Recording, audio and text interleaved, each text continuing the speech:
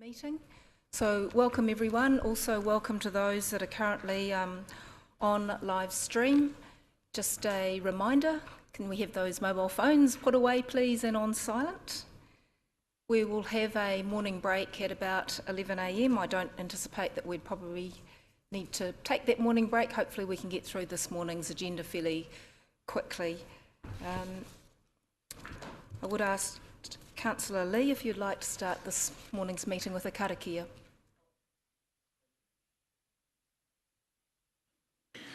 As you wish, Madam Chair.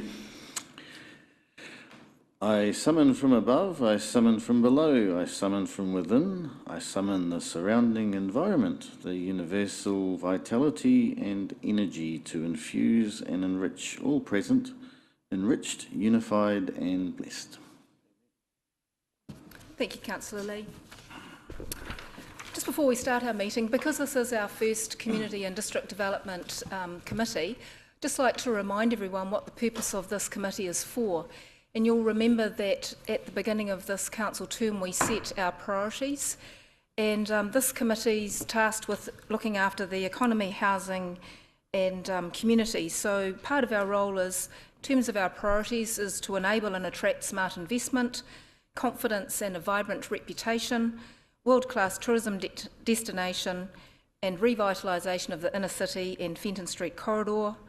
We're looking after planning and consenting for housing, and we're talking about safe and proud communities. So you're going to hear about all of those things this morning. To start our meeting, I'd like to call for any apologies. I do have an apology from Councillor Waru for lateness. Can I have a mover and a seconder that his apologies be accepted? Thank you, Councillor Patterson, seconded Councillor Brown. All those in favour say aye. Against, carried. Thank you. Are there any declarations of interest? No, there appear to be none. Are there any urgent items that are not on the agenda? No, no urgent items. Thank you very much. Moving now to our first presentation. I'd like to invite DC Anaru Pewharangi and Phil Gilbanks to speak to our first presentation. Morena Koru, oh no, and Mihi, welcome. Welcome to your first meeting. Morena koutou, and thank you very much for that warm welcome. Can we please have the presentation up? Thank you. So, does everyone know everyone who's here? So I've got to my right, Area Prevention Manager Phil Gilbanks joining us again. Herbie's away today and he sends his apologies. So we're going to be about 10 minutes. And so largely we're looking back at a space and time in regards to summer, and we're going to talk to some of the achievements and things that we've done during that time. We're going to largely focus in the policing space, and Phil will talk to that. So I'm going to, the first couple of slides, just to remind us about some of the things that we've been thinking about as we go through to our strategy development. So these were goals that we have in regards to the community safety longer term strategy, which is still under development. And just thinking about questions, because we're limited in time, if it's okay if the questions could be at the very end of our presentation, and then we'll answer any questions that you have. I'm not going to talk specifically to every slide, but just a reminder that our approach during this time was about visibility, improving the visibility of police alongside council in regards to our CBD, and ensuring that we were more responsive together and that we were reassuring our communities. That is still the focus of our attention now as we look forward to developing the medium to longer term strategy.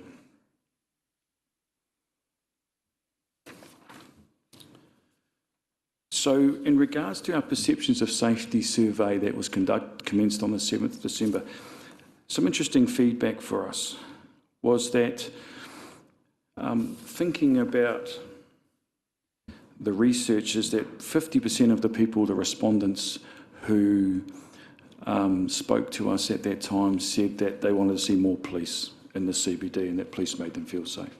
It was between 14 and 17% who said that they really encouraged by having Māori wardens, guardians, security, participating in our places during that time.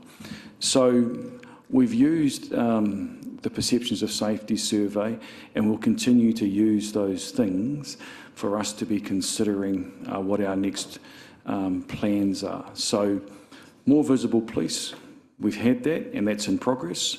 Integrated deployment, we've started that. Be fair to say though, Phil, that that's ad hoc and requiring to be more formalised, and that's part and parcel of our deployment work that we'll be doing. The strategically located improved compliance signage, well, that has been completed, and we'll continue to keep monitoring that. And we've got some work to do in regards to public education and community safety awareness. One of those being with our chamber and their partners to make sure that we're able to share with them some crime prevention advice in regards to education. So as we move forward into our strategy focus, these are the things that we are thinking about. So ensuring connectivity and collaboration between organisations is us, police and our partners. Ensuring deployment model is interagency, so integrating our deployment, so example being us, police and others. What does that look like? So we're very efficient. Ensuring prevention model, so we want it to be more preventative than response focused. And how do we prevent some of the issues early, so early intervention. How do we foster resilient communities? What does that look like? What does it feel like? In the public space, how do we use SIPTED to best advantage? Sorry. And then we're in the throes of the development of the community safety strategy. And what we're also seeing is that whether it be our rural communities, whether it be our neighbourhoods throughout Rotorua, they're all asking for things that we might be able to do better to connect them, to enable them to feel safe as well. So we have that in our minds as we're preparing strategy. I'm going to hand over now to Phil. Herbie's away today, but the police CBD demand Phil will be able to talk to, as well as, that was a comment made by Herbie around the impact was positive. There's lots of tourists and people from out of town who visited Rotorua. So these are some observations that were made. But Phil's going to talk in detail to not only the number of calls for service that was received by police during that period of time, but also the number of reported crimes during that time and the reductions that have occurred in that space as well. Thanks, Phil. Morning, everybody. Over the Christmas period, what we saw was, or what we've seen is a gradual increase in reported crime across the board. So the CBD was not remarkable in comparison to general reported crime. And a lot of that is that we've also opened up the doors over the last few years, even during COVID, that we've now got online reporting, 10-5 reporting. So there's more avenues for people to actually report crime to us.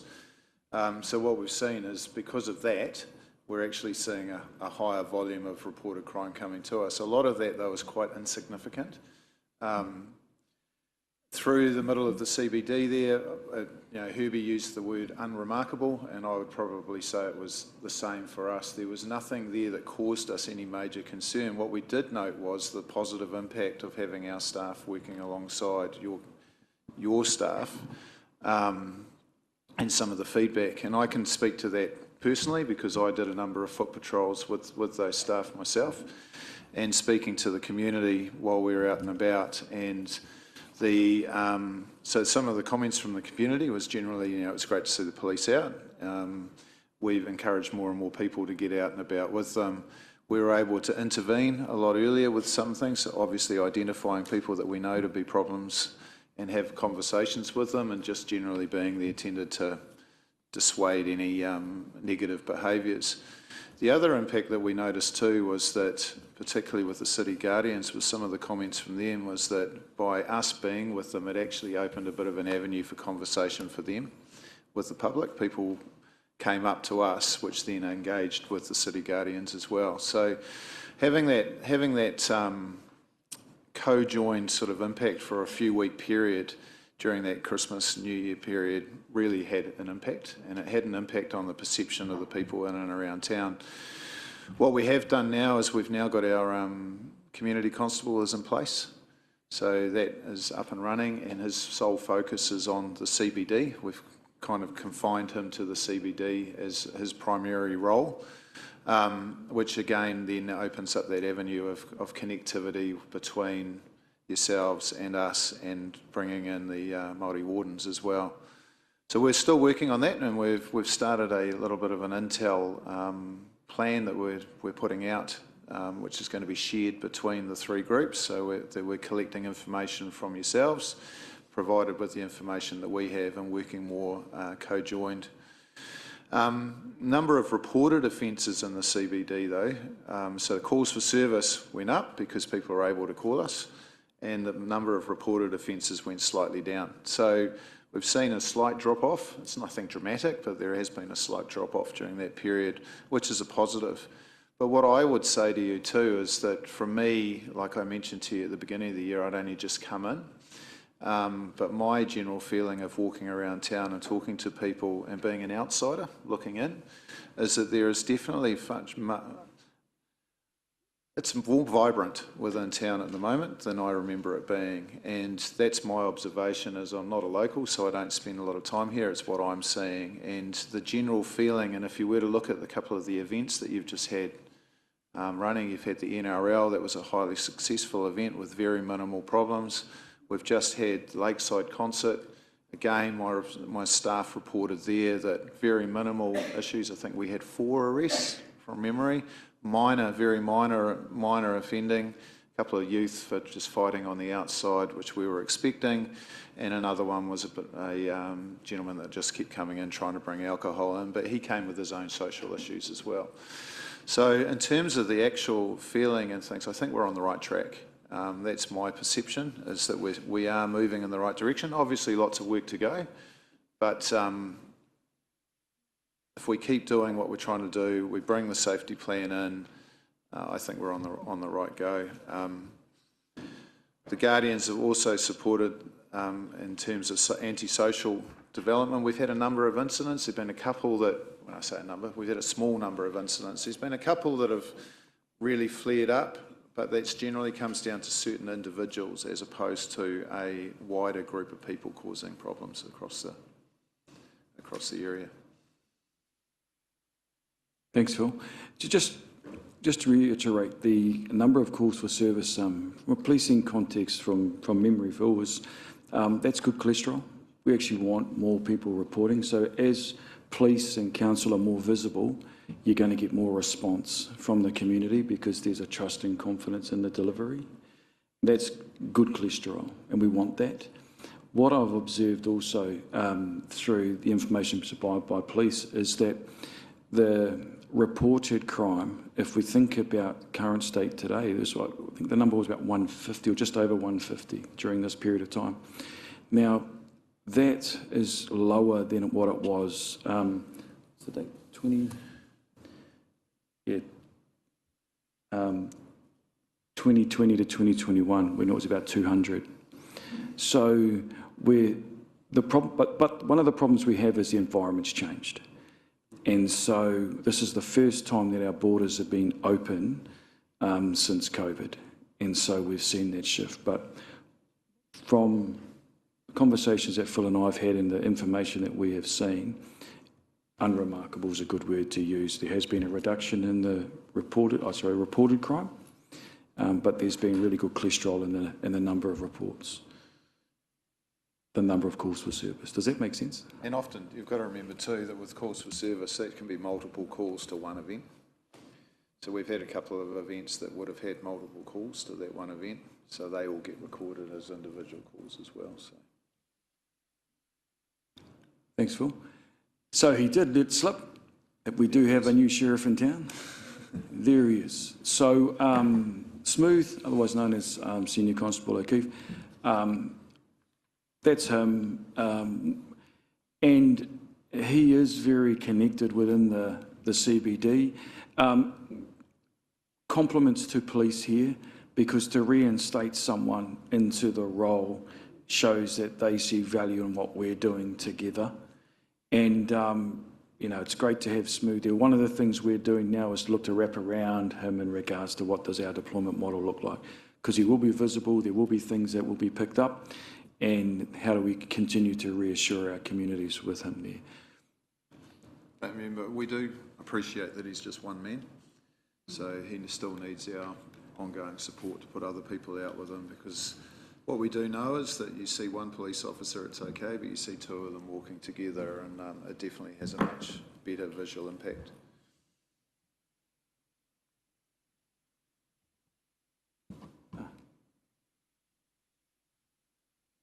Kia ora. Now we move into our CCTV monitoring room. So this opened in November 2022 with a focus on prevention and intervention. There is a direct radio link from our CCTV room, which you can see in the photo there, to the District Command Deployment Centre over at the Rotorua Police. And that is a very, very good link in that our CCTV operators can directly contact the District Command Centre, so they can then task and coordinate and deploy police emergency services and supporting services. Currently we have 4 CCTV operators. The hours of work are from 7 a.m. to 9 a.m. With extended coverage to midnight, 5 nights a week, sorry. There's 228 crime prevention cameras, including 11 waka kotahi transit route cameras. So on average, our CCTV operators are getting 10 intervention per day as a result of the work that they are doing. And there's generally on average 8 police reviews for evidential purposes. Taupo Police have just got in contact with us, and they are keen to come over and see how we are running. So they see the value in it and they want to do something similar. So we're in the throes of getting Taupo Police over to have a look at what we do here. We don't want them to be too good though, right? I'll just add that our frontline staff have a great relationship with your CCTV camera operators. Joint relationship by them reporting to us and us asking questions of them. It's a fantastic joint initiative that works really, really well. Right, the slide is about me. Thanks, Anoru. So you'll see the photo up there of my whānau. So that's my husband and my son, Jack. So Jack is age 8 and he goes to St Mary's. My husband, Jason, he's the team leader of the Taupo Rotorua dog section. Look, our whānau is just outdoorsy. We're obsessed, my son's obsessed with hunting and fishing. We love mountain biking here. We love Rotorua and we love the snow. So just a bit about me. I have 25 years experience with the police, working frontline investigations, family harm and district deployment. And I'm here and I'm very committed to making Rotorua a safer place. Thanks, Mihi. And if you knew Mihi, the personal touches, she wouldn't want to do that. But we thought it was important to bring her to the table today and her family, because that's her commitment not only to role but to our place. So I hope you appreciated that. So I'm having a few technical issues here. So just thinking about some opportunities into the future. Does our brand embody community safety? It's a question for us to consider around our look and feel, about not only our fleet, but potentially what our Guardian uniforms and what all of that looks like as we move forward. These are just things we're thinking about, but just something for us to consider.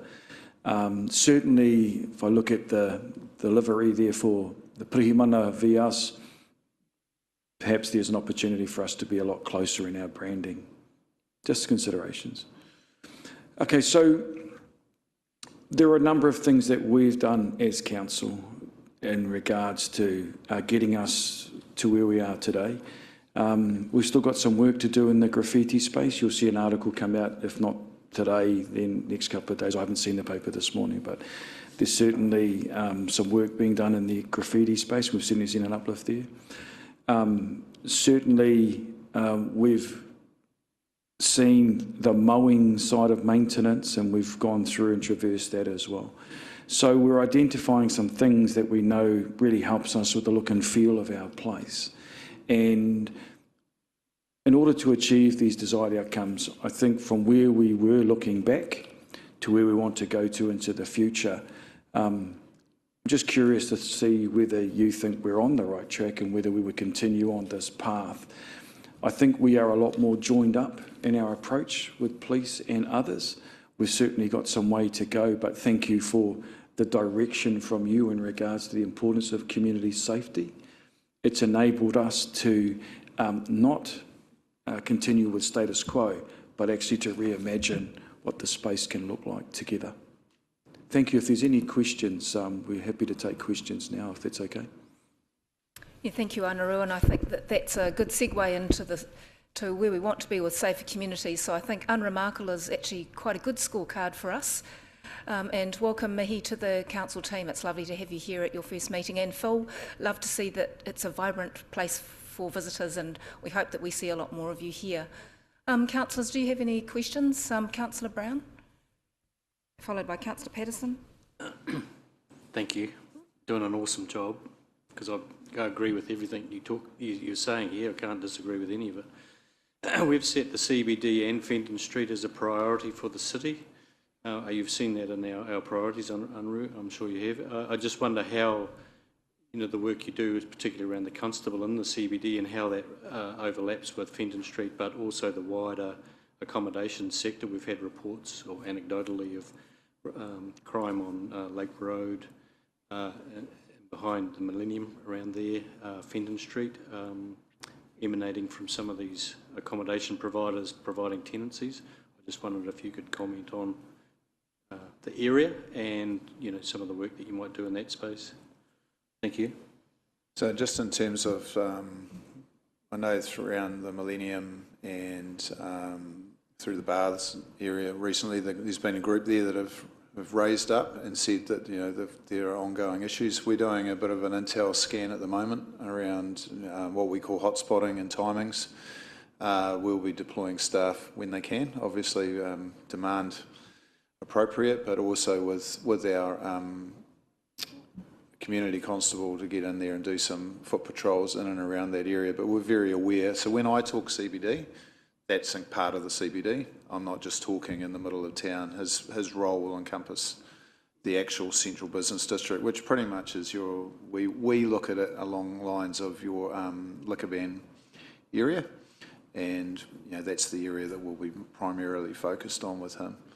But yeah, there is a body of work that's going on in and around there, with those hotels, what they can do, but also what we can do to help support them in that too. But it's that general feeling. I agree with you. Yeah, so from our end, to support what Phil's saying, we've got a piece of work underway in regards to, say, the Millennium inquiry, and so we'll be able to come back with a joined up plan in regards to what that looks like. I guess also just to think about Senior Constable O'Keefe, I find that quite hard. I always called him Smooth since I was in the police, so I'll refer to him as Smooth. We want him to coordinate activity. We're not wanting him to be the do person. He needs to coordinate because, as Phil has said, there is the CBD and Fenton Street. Okay? But equally, there's another piece of work. Mihi has community safety, prevention and response. And in another strategic priority that you have set for us, there is also the care, wellbeing and management of EH, which Director Thriving Communities Kelly Parnapa will lead on our behalf as well, to really understand that issue and how we're going to resolve to the priorities that you've set for us. It's early days in regards to how we work, but we see the joined up approach as being really invaluable and efficient. Councillor Patterson. Thank you, Madam Chair. Thank you for your report. Welcome, Mihi. Just one point back on one of the earlier slides. It states more police on foot, bike, vehicle patrols in the inner city, urban shopping centres and public spaces. So what urban centres were those?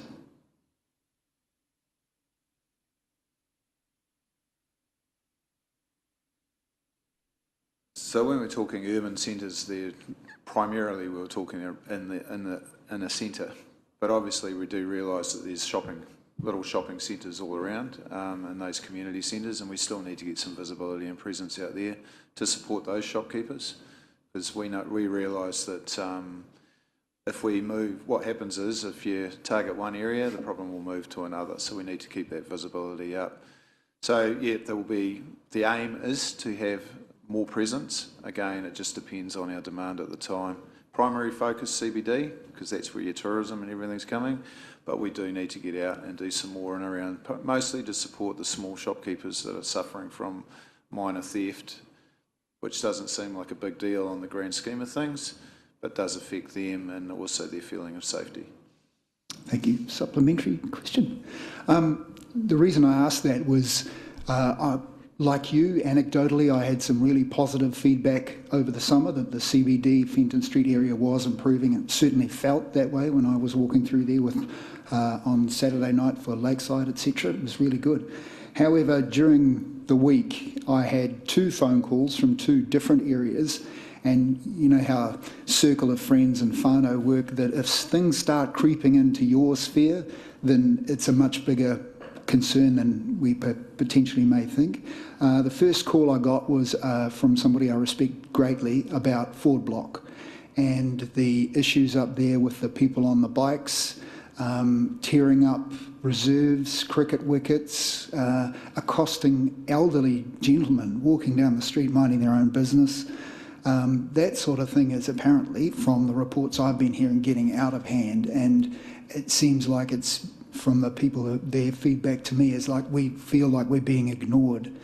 And then Councillor O'Brien, if you don't mind me saying, he had a car set on fire just outside his house at 4 a.m. in the morning. Now, this is, Rotorua, to me, that's not a good sign. Then the other concern I have is I went to my first official meeting of the Tātou Pōnamu Collective out in the Makuea Community Centre in Tenai last week. And the first speaker spoke about the issues that is happening at the Tenai Shopping Centre. They're having gang members intimidating shopkeepers, just walking in and taking stuff. They feel like they have been left out on a limb. So my question, I'm getting to it, is it possible that the people that we have found new homes for or moved from the CBD, from Fenton Street, etc., has that problem just been moved out into the suburbs? There's probably a small element of that.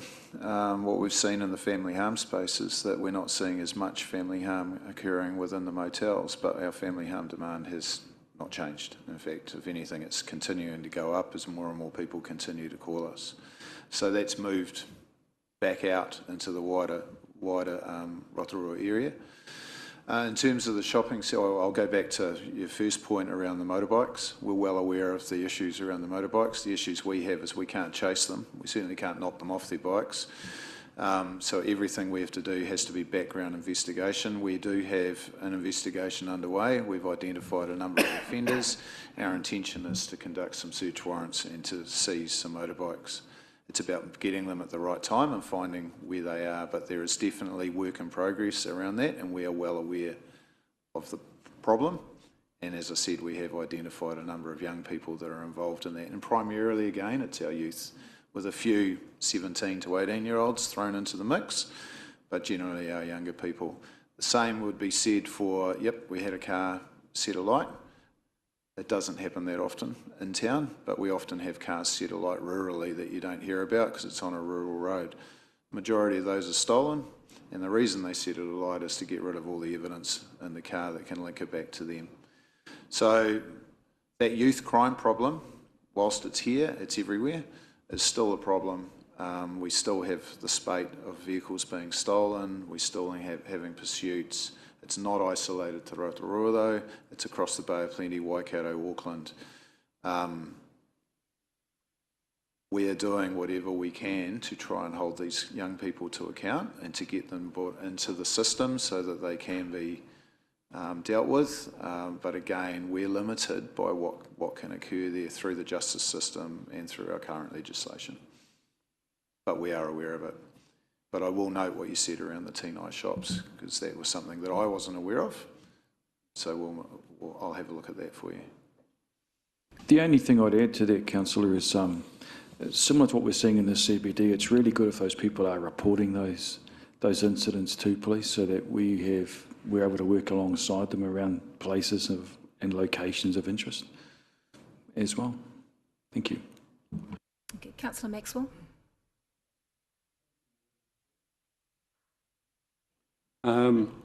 Thank you. And Anadu, you actually asked us the question. You said, are we on the right track? Listening to the very good presentation this morning, I think yourself and Mihi and over here, I really believe we are on the right track, and I like some of the moves that you're bringing in to make it so. So I think it's actually even comforts me to know that the close liaison that we have, council and police and the community, is a good one. At the moment, you might be the Lone Ranger that the one officer is around town and that, but that is still a presence. That's still good. And I think it'll build up a good rapport in the future. So, yeah, I just want to say that I think you definitely are on the right track. And maybe you could give the Lone Ranger a bicycle or an electric scooter or something. Yeah, a lot of mileage around our CBD, but thank you. Thank you, Councillor Maxwell. Thank you, Councillor Maxwell. I do have just a supplement to add to that. I think what we've been talking about is a whole of police, whole of council, whole of community approach. And so this is just the start of. This isn't the end. And so we need your help to lead this as well with us. Kia ora. Kia ora. Councillor Kirioko. Thank you, through the chair. Like a lot of our other councillors, majority of the questions or concerns I've been fielding from our community is the impacts of emergency and transitional housing on their feelings of safety in existing communities. And my question is, are you noticing that a lot of police resourcing is going towards managing those emergency and transitional housing? I would say that it was, but what I've noticed particularly since the Accord came in, is that we've had a dramatic drop-off in the number of calls for service, particularly to those locations. We still get a few, and we're always going to get that, because these are people with high needs and complex issues that are going to go into those areas, and sometimes it's a little more than maybe what the security or whoever's on site can deal with. But we're certainly not seeing the volume of calls for service to the same repeat locations that we were seeing in the past.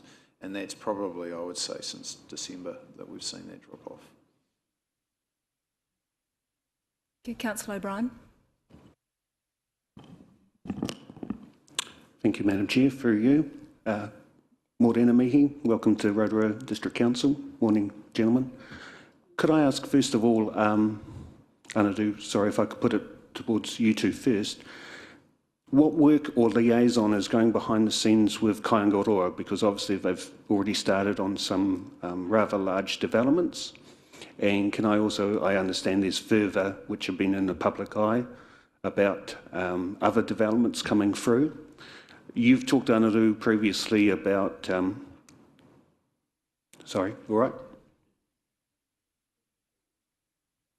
I can wait if you'd like. Can we just direct this question in relation to community safety to the police? Thank you. So could I ask is there any liaison, or you've talked about design work around things like Kaingaroa. So can I ask what actual work is going on, if any, with them to try and reduce problem areas? Thank you. For myself, I haven't had any, so I can't answer that question. And unfortunately, with Herbie not being here, he may have. So, yeah, I don't have an answer at this stage, because I personally have not been involved in any of those conversations. Could I just say, Madam Chair, that is of a concern to me, but I'll leave it at that because that's not what today's about, but that would be a concern, and I would hope that would be something we may look to change in the future. A second question would be around concerns for our retail stores. I went into a dairy not so long ago, one I don't normally go into, and can I say it was very much similar to what I would see on an American TV show. The place was very security focused. I was only allowed sort of roughly within maybe 8 feet of the front desk. And can I ask, what work are we doing with our retailers? I know that you came to a meeting with the Honourable Tamati Coffee probably 6 months ago, Anadu. I was just wondering what's our focus, if any, for our retail sector? Thank you.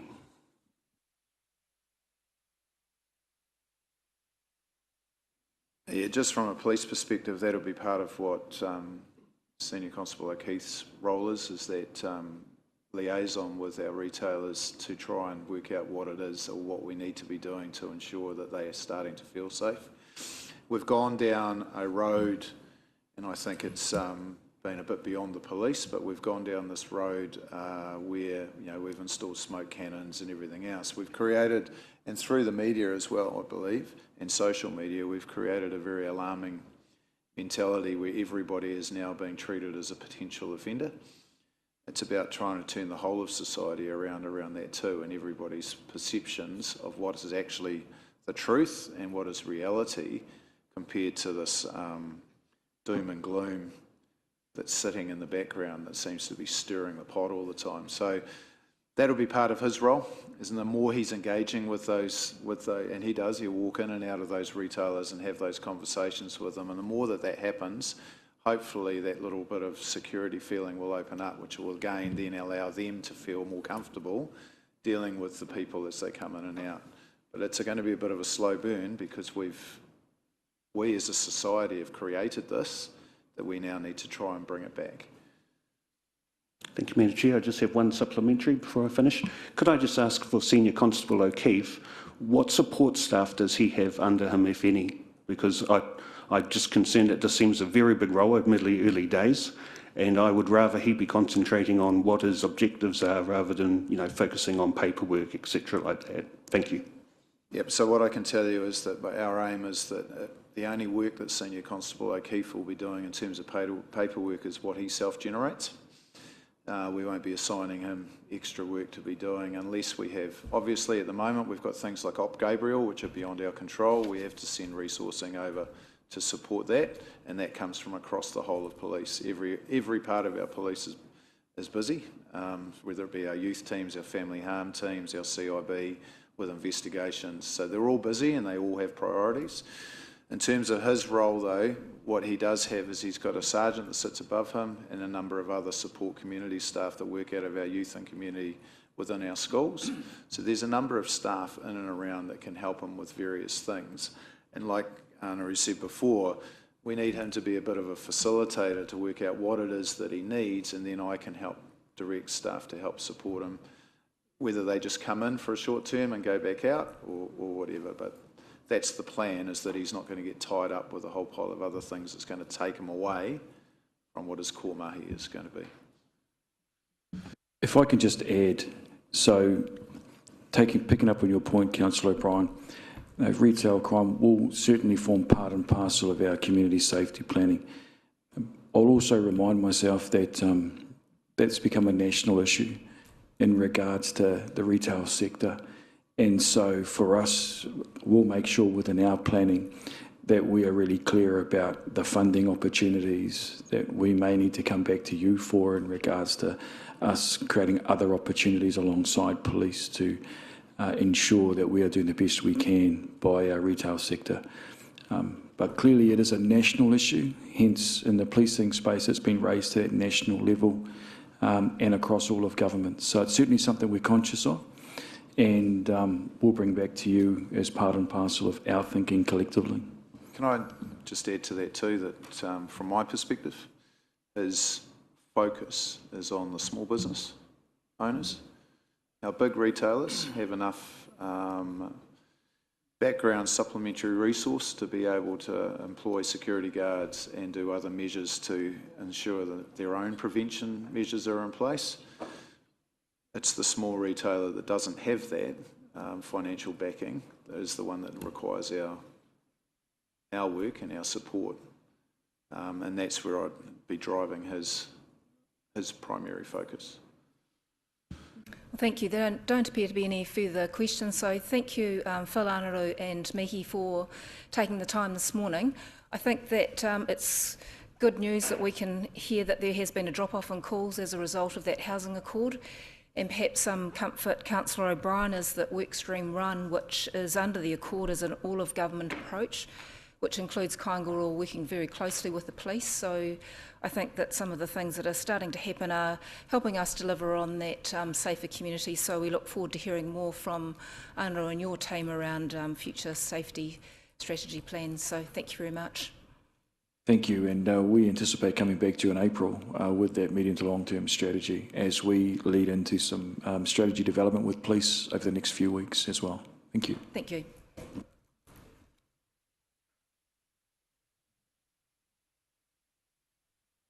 We'll now move into the first of our staff reports. So we've got an operational update from the Rotorua Airport Limited. Can I ask for a mover and seconder to receive the report, that the report operational update from Rotorua Airport Limited be received? Moved by Councillor O'Brien, seconded by Councillor Waru. All those in favour, please say aye. Against, carried. And welcome to Nicole Brewer as the Airport CEO to overview the report and speak to the presentation. I understand we do have an apology this morning from Mr Stubbs, the Chairman of the Board. Yes, that's correct. Over to you, Nicole. Morena, tēnā koutou katoa, ko Nicole Brewer tōku ingoa. Good morning, everyone. I'm Nicole Brewer from Rotorua Airport. It's lovely to be here today. And so I will just kick straight into the presentation and keep things moving along. So, as you will have seen in the report, things are going well on the financial front. Commercial aircraft movements are in line with budget, while general aviation movements are 30% below budget, driven likely by weather. However, having said that, passengers were 88% ahead of budget in the year-to-date January period. This means that both increased passenger revenue and a below-budget operating expenses means that net surplus after depreciation is significantly ahead of budget, and we're on track to exceed for the financial year. Non-financial performance is on track. There's been no controllable safety incidents and no employee injuries.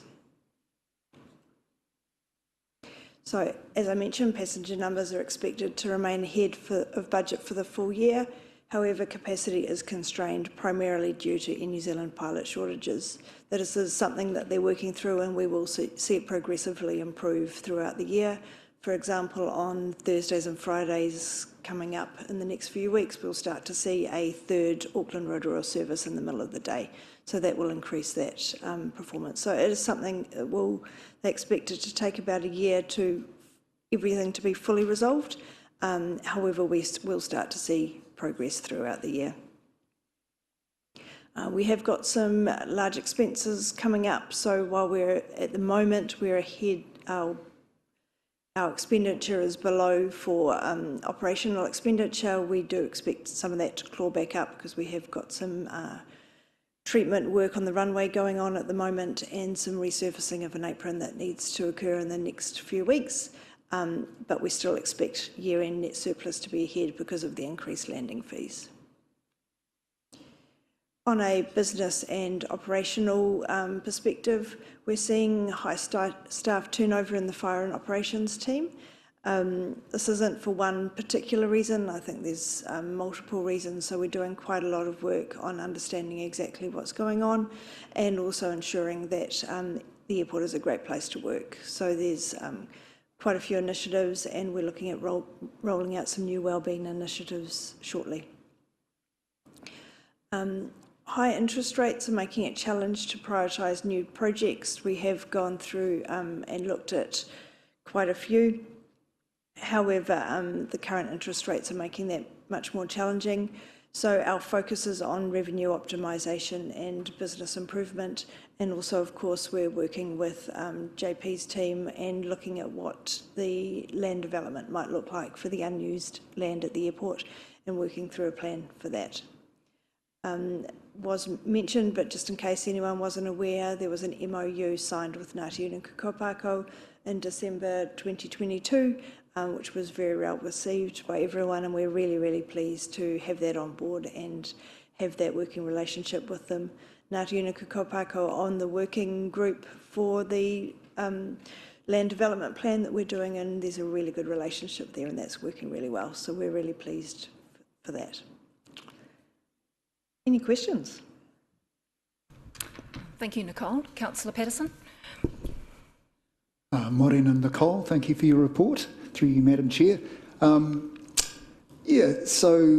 Councillor O'Brien, Councillor Lee and myself were fortunate to get a tour of the facility last year. I think it was prior to the AGM, or just after the AGM.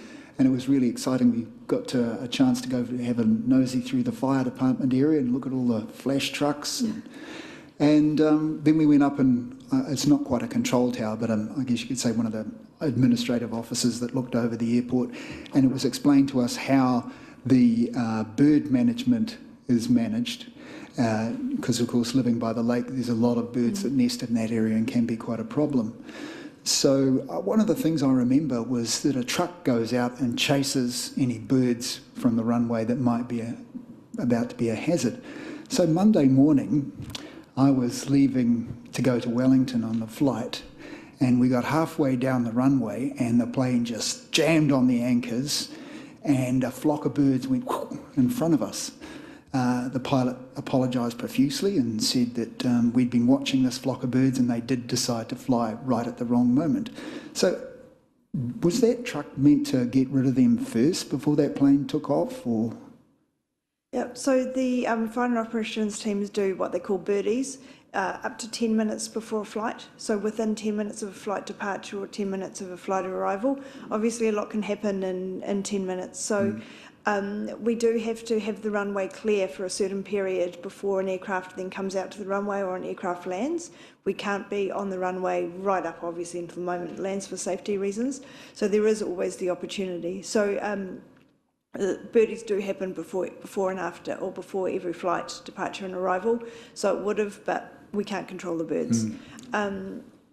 Obviously, because of our geographic location, as Ben would have explained, we are one of the higher risk airports for wildlife hazard management, but as a consequence, we have a very high level of focus on it as well. So that's just one of the mitigations that we put in place. There are many others, and we're continually looking at new opportunities and new ideas as well. Okay, thank you very much. Councillor Kiriopa.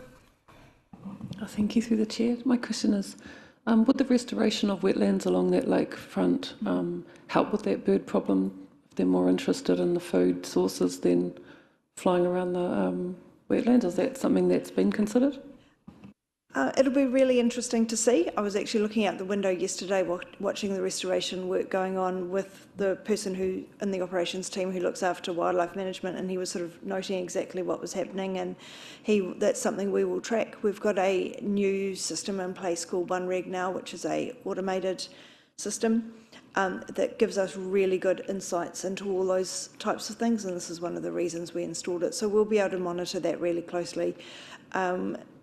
The airport over time, particularly with Mark Gibb, had been working with the restoration group to make sure that they were aware of of bird issues and what can be done. It's actually mainly the smaller birds, plovers is the main one that we keep an eye on, and I'm not sure that they would be so affected by the wetland. So it'll be really interesting, but that's the sort of thing we will monitor and track. Thank you, Nicole. There doesn't appear to be any further questions. Councillor Waru. Kia ora e te tiamana, ka pai, tono hoki reira, ka pai. Nicole, good morning. Thank you for your nice and succinct, direct report. That's how I like it. Hoi anō, just wanted to ask around the was it the fire and emergency staffing? Has there been any talks with, or well, might be with Unuku Kōpako or others, around perhaps creating a program to address that issue? Because there seems to be an issue all the time, lack of staff to fill those positions. The recruitment's actually been fine. We're managing to get really high calibre staff to replace them. It's the turnover. When there are roles, actually I probably didn't do it for the last role we had advertised, but I normally do, I forward all the ads, job ads through to Niriha so that Ngāti Unuku Kaupako, and he can share it in his circles. Obviously being local employment, we haven't specifically done anything with him. Obviously being fire and operations, there is quite a specific skill set. We do take on recruits sometimes, but also equally we need to have a strong balance of experience within that team, and we've got that. We're really happy with the new people that have started, and we've got a really high calibre of experience from both international airports, regional airports and FENS. Thank you, Nicole. I was just probably asking that question because I saw that it was a high turnover. Yep. So, you know, that's an issue, but seems like you got it all under control. Just a quick last question was around the impact of Air New Zealand not having enough pilots. What has there been any sort of analysis done around what the impact is on the airport? Yep. So I track quite closely, obviously, what passenger numbers are doing, what flight loads are doing. We get some, obviously, limited amount of information from Air New Zealand, but we do have information on that. Capacity is not yet at pre-COVID levels. And so that's something, obviously, I discuss with Air New Zealand at every opportunity. They are on a real fine balancing act between where they put their capacity, and obviously the recent events in the Hawke's Bay, there's even a lot more demand on that route as well because of the roading infrastructure. So it's a constant balancing act for them. The loads that we are seeing are high, but not unmanageable. What that will, of course, be affecting is prices. I don't think we're not, from what I've seen, not in a worse or better position than other airports. Everybody is seeing exactly the same thing. So, yeah, it is something I keep an eye on and discuss with Air New Zealand where possible. Thank you. Thank you. Doesn't appear to be any further questions. So thank you, Nicole, to you and to the board for delivering on a fairly good financial result 7 months into the year, despite those challenges that I think we're all facing in terms of staff and the economic climate. And we look forward to hearing further from you on the land development, and we'll get back into a more regular cycle of reporting. Yep. So thank you for attending today. Kia ora. Thank you. Thank you, Nicole.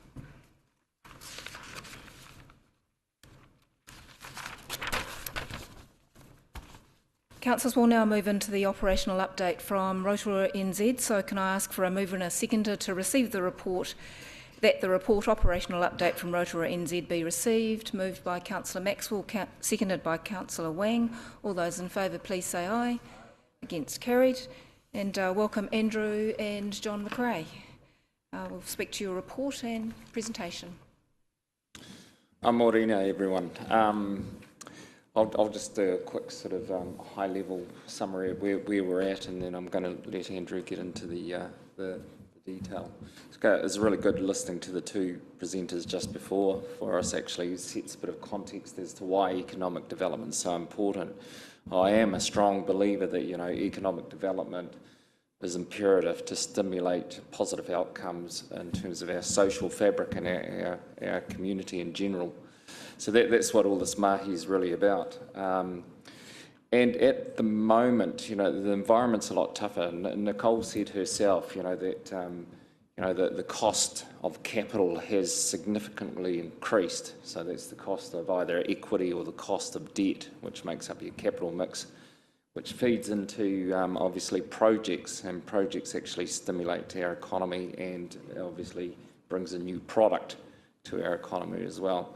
So it's that part of it. Obviously, from a New Zealand point of view, we've got some challenges in terms of our economic environment as our cost of capital goes up and the amount of projects actually becomes more and more challenging for us to get off the ground. So that sets the scene. And I guess for us, the mahi that we are doing at the moment becomes even more important, because in a positive and in a easy growth environment, it's good to play to your strengths at that time. But when an economy starts slowing down, it's even more important for us to actually try and create the stimulus within our community, create that economic growth, and create the opportunity for social improvement. It's awesome to see that our tourism community are coming back online, and we'll see the numbers, and Andrew will talk to this in a lot more detail than I, but it's great to see our tourism product coming back online. We're seeing the numbers coming back to town, and there's lots of really good events that are really stimulating that sector. It's also a good time for us to group around the tourism sector and start working more closely with them and have a more coordinated approach to ensure that we've got new product coming online. That's in terms of accommodation and events and the likes. Making sure we've got new product coming online is really important also to stimulate that tourism and the offering that we have as a community. So I'll hand over to Andrew now, but I think we've got some challenging times, but some exciting times at the same time. So, we're looking forward to a really interesting year. Thank you, John. Look, I'll whip through some slides. I'll probably take a little bit longer than Nicole. She set a pretty tough benchmark in terms of being speedy today, so hopefully you'll find just some of this information useful in terms of just background around both what we've been doing as an organisation, but also what's happening in the broader economy.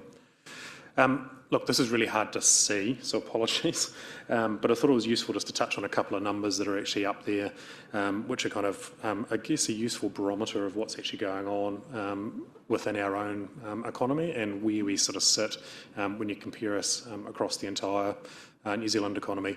So this is, these figures are updated quarterly, so this is sort of an annualised figure up to 31 December 2022. The couple of things I just thought were useful to kind of touch on was obviously what's happening around GDP. So pleasingly, we're actually tracking broadly in line with the New Zealand GDP figures what they were estimated at the end of December. We did obviously take, and you can kind of see it on that graph over on the right hand side there, quite a hit through that period of 2020, with the borders closing and obviously tourism getting decimated. The reality is, though, that the last 12 months in particular, we've seen a really good shift in that space, and we're tracking more closely in line with the rest of the country. One of the figures that is probably a little bit more alarming, which is useful to kind of continue to keep a bit of focus on, is what's happening around unemployment and job seeker benefit recipients. So we continue to outperform probably the rest of the country in the wrong way there. And so certainly with unemployment kind of sitting at 5.2, it's stubbornly higher than the national level. And it is something that we just need to continue to really focus on. How do we transition people into meaningful employment? I'll come back to the tourism data. That's certainly, we've got some other slides that kind of dive into that in a little bit more detail for you. This one just kind of covers off. These are the other kind of indicators that generally we keep a bit of a track on. The one that I'll just touch on really briefly, and it kind of builds on the comments that John made, is that non-residential consent space. So we've seen a really big drop off in that space. It is really, really hard at the moment to get projects off the ground. There probably isn't. There aren't too many developers we talk to at the moment that aren't bemoaning the banks, and certainly the risk appetite that they're prepared to take in terms of funding new projects. So again, that is one that we just need to be really cognizant of. It is that kind of engine house for how the economy is going overall. Look, our report has a lot of detail in it in terms of what we've been up to over the 7 months. There were just a couple of things I just thought I'd kind of touch on really briefly that which were kind of, they were really highlights in terms of that 7-month period. We've worked really hard with the Chamber of Commerce to get a business confidence survey up and running for here in Rotorua that kind of actually measures how local business people are feeling, as opposed to us getting lumped in with the broader Bay of Plenty or New Zealand. we'll be going out with our third round of that shortly. So certainly when the breakfast session comes up for that, we'll certainly encourage you to come along and hear from the speakers and certainly get a sense of what the business community are thinking and feeling. One of the other things we've worked really hard on is making all of the data we've got available much more accessible. Certainly really happy, either myself or Justin from our team would be really happy to sit down with anyone if you're interested in how to access that and how to drive some of the dashboards that are there. The last point there is we did complete a little piece of work that just kind of looked at what the economic contribution of mountain biking was for Rotorua, and that certainly, again, that report's available online, but certainly came out at close to 140 million per annum. So it is it's a really significant driver in terms of the local economy. Obviously, with tourists back, we are now back selling Rotorua to the world.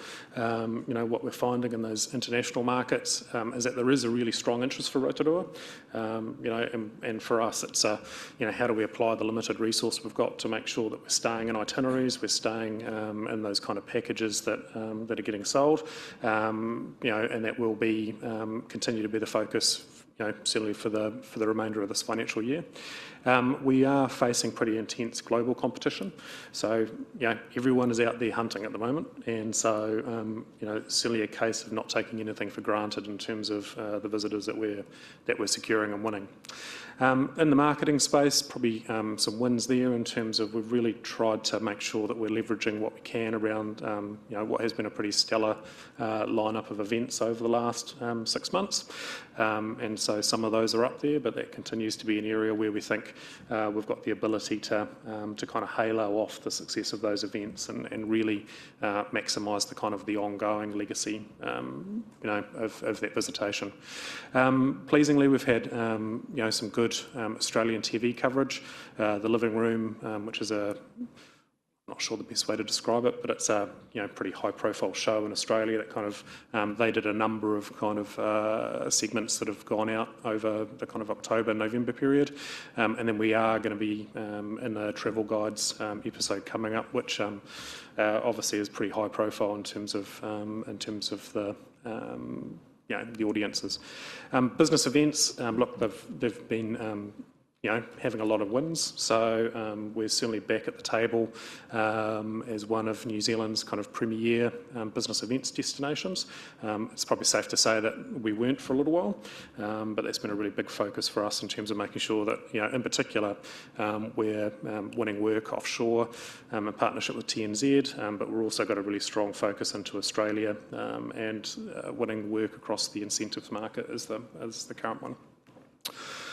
One of the other pieces of work, other areas that we really focus on is the destination management plan, which is really about building, as John's alluded to, how do we develop great product here. Quite a bit of that is focused in terms of capability building for the sector as well. So a couple of little highlights there in terms of the Matariki Dish Challenge that ran last year. That's going to be launching again shortly. And we've also got a hospitality mentoring program which is kicked off at the moment, working with a coalition of the willing around lifting performance in that space. The sustainability mentoring program is something we've worked in partnership with and I'll get this right, the Sustainable Charter, Rotorua Sustainable Business Charter, and we've managed to put sort of 25 businesses through so far, and I think we're looking to have 40 go through in total overall. Visitor services, that's obviously our eyesight operations. Look, they've done a great job of working with Toyo Homai. We've had some interns come through and obviously have been trying to work more closely with Toy around how do we provide those people opportunities. Ticket sales, as you can see on the board there, have definitely rebounded. That kind of December-January period, we're back to around about sort of 65% of where we were pre-COVID, so which is really encouraging in terms of where we're getting to. Investment and development, we've been trying to work really closely with Scion and Rurako to progress a case for biopilot facilities in Rotorua. If you want to know more about that, probably best to talk offline. It's a pretty complex kind of area, but pretty important in terms of where we head to, thinking out ahead. And one of the other work streams at the moment is just looking to finalise a forestry futures action plan for Rotorua. So there's a lot of engagement going on with that sector at the moment to make sure that we're coming up with some meaningful actions. And obviously, lastly but not least, we have seen a bit of a tick up in terms of positive media coverage. I'm not here to thank the media aren't here for me to thank today, which is a shame. But hopefully they're watching. But really pleasingly to see certainly some front page stories which have been talking more positively about this great place. So just diving into tourism a little bit more, clearly it's a priority that we're really focused on in terms of making sure that we've got a reputation that is second to none. This is kind of I guess a couple of points of where New Zealand sits overall. So if you looked at December inbound arrivals, they're back up to around about sort of 68% of pre-COVID levels, so they are climbing. But there's still a wee way to go, would be the observation there.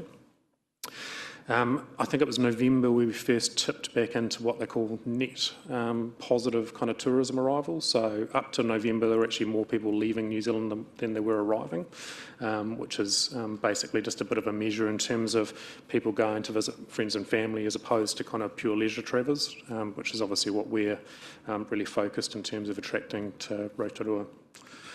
In terms of looking at Rotorua more specifically, so this covers a pretty recent period in terms of December through February, and you can get a bit of a sense in terms of where we're sitting in terms of both in terms of international and domestic visitation. Obviously, we're through that period, and you can kind of see where we sat in 21 and 22. We were lucky if we had 50 odd international visitors in town. That's now pleasingly climbing back up, sort of closer to sort of 3,000 average each day through that period. Still a wee way to go, so we're kind of sitting at around about 70%, and we're still lagging a little bit in terms of where the New Zealand recovery sits overall. This gets you into the dollar figure kind of space. Potentially pleasingly here, we're sitting actually at sort of 100% of expenditure versus where we were pre-COVID. So while we haven't got quite the same kind of visitor volume back, we are in a position where visitor expenditure has actually kind of got back to pre-COVID levels. This last one just kind of touches in terms of what's happening in terms of guest nights. This is one that probably we do need to just keep a bit of an eye on. So we're kind of sitting at around about sort of 50% of pre-COVID levels for guest nights. New Zealand overall is kind of sitting at 78. I think there's probably a variety of reasons for that. So the three key ones obviously being that we were pretty reliant on China, pre-COVID. So those guest nights haven't returned yet, although we are starting to see the Chinese returning at the moment. The second one is obviously we're a little bit down in terms of overall capacity in terms of beds that are available. And then the third one, is a little bit around the kind of reputational challenges that we're kind of facing. So we continue to have a little bit of an uphill battle in terms of, how do we remind people that actually, some of the perceptions that they have about this place aren't true. And so certainly that's going to be a really strong focus when we think about our work plan for the next kind of 12 to 18 months. The last couple of things I'll just kind of touch on were, pleasingly in the tourism space, there's a lot of good news in terms of some big new openings and investments. There's a lot of change underway. While I've got a lot of really tired operators out there, so there's a lot of operators who have had a pretty busy summer, but actually they've been on the tools, working really hard. They're probably still sitting at around about, can't quite find the staff that they need to be kind of getting back to 100%. They are really focused in terms of how they're lifting, what they're delivering and what they're doing. Interestingly, we'll have a new spa development opening mid-year, which is going to be fantastic down on the lakefront. QE has obviously opened its doors on its new site, which again is fantastic. I know of a handful of other operators who are pretty close to getting to a space where they'll be making some announcements around what they're doing. And even, it'll be fantastic to see the birds that are, at Rainbow Springs, moving out to their new location out at Agrodome. Last thing for me is the next slide, hopefully, if it works. I've got a quick video we'll just play. It's a marketing video for our business events area.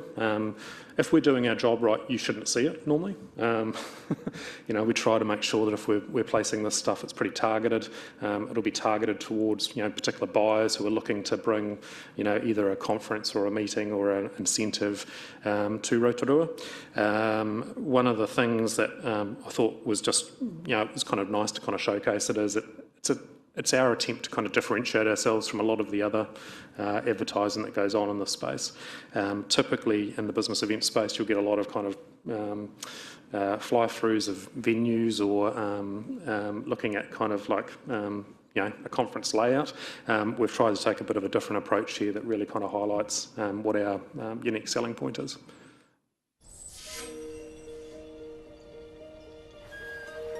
Been all around the country and all around the world, but I keep coming home to Rotorua purely because it's just such a beautiful place. I love people. I love what I do. I love looking after our visitors, our manuhiri that come to the city. We treat everyone that comes into this place like they're coming into our home. There's a whole lot of pride in their experience and making sure that they have manaaki while they're here. I love it when manuhiri from all over Aotearoa, all over the world come to our place. We get to show them what is one of the most pristine river environments they can imagine. There is so much special about Rotorua. Mountain biking, the forests, the lakes, the rivers, and of course the people. You open a door and then all of a sudden there's just this magical place appears before your eyes. It really is out of this world. It's not just a tourist attraction, it is a destination that fills your soul with good vibes, good times. I want them to feel connected. I want them to feel the wairua, feel that they were taken care of, feel the manaaki, to feel that they've taken a little piece of our love away with them. Come as visitors, come as guests, and leave as friends and family. That's the goal. It's a privilege that people come here. Come and visit us here and we'll look after you. Let me look after you. Let us look after you here in Rotorua. Come here, experience this river, and let us look after you.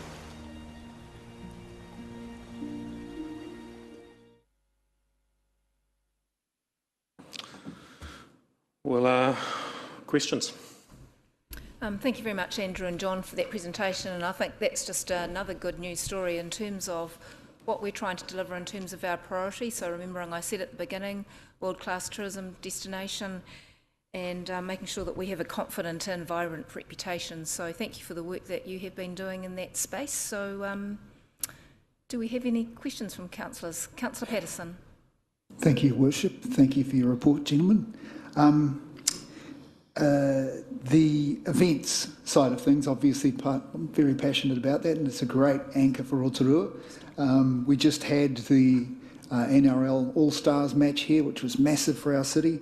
I remember reading one of the articles where you projected potentially a $4 million return to the city. Do you think we'll reach that mark? So I need to be clear, we don't deliver the events, so the events actually are run out of council. So generally our role around the events is just where we can do some leverage activity. In terms of, I haven't seen the wash up in terms of how well that event performed, and clearly we'll look forward to that data when it's made available. Thank you. And just supplementary, the tourism and hospitality sector, many operators were hamstrung by the lack of staff.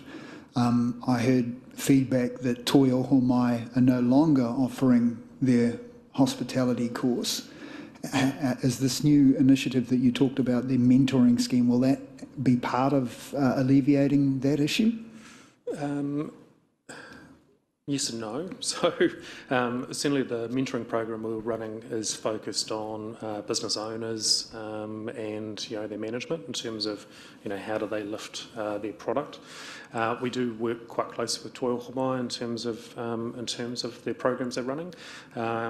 Pleasingly, it was looking a bit dire there for a while in terms of the number of enrolments, but I know talking with Bart, who's the head of faculty up there, they've just had an intake, I think it's roughly around about sort of 65 international students kind of starting across a range of their kind of culinary and tourism courses. So the good news there being that all of those international students are available, I think, for up to about 20 hours work per week, and they're really keen to get stuck in and to pick that work up. So look, there's still a bit of a rebuild to go on there, but I think the signs are starting to look a little bit more positive that we'll hopefully be having a different conversation about workforce in another 12 to 18 months. Awesome. And one last quick one. I don't know if it was a typo, but I was looking through the upcoming events that we had listed, and it was Amway. It said 9,000 packs. Is that true? Yes. Whoa. So if you've been around the space for a while, you might recall that Amway brought a big group through to New Zealand pre-COVID. We didn't actually get any of the business at the time. I think it went to Queenstown. So we've worked together with Auckland this time to secure basically a day out of their kind of itinerary. That's what they call kind of the incentive market. It's you're a top seller of Amway in China. This is your kind of reward and prize is obviously coming down to New Zealand. So we know that that's an area where we think we've got the potential to again make another kind of step up in terms of getting a bit more growth.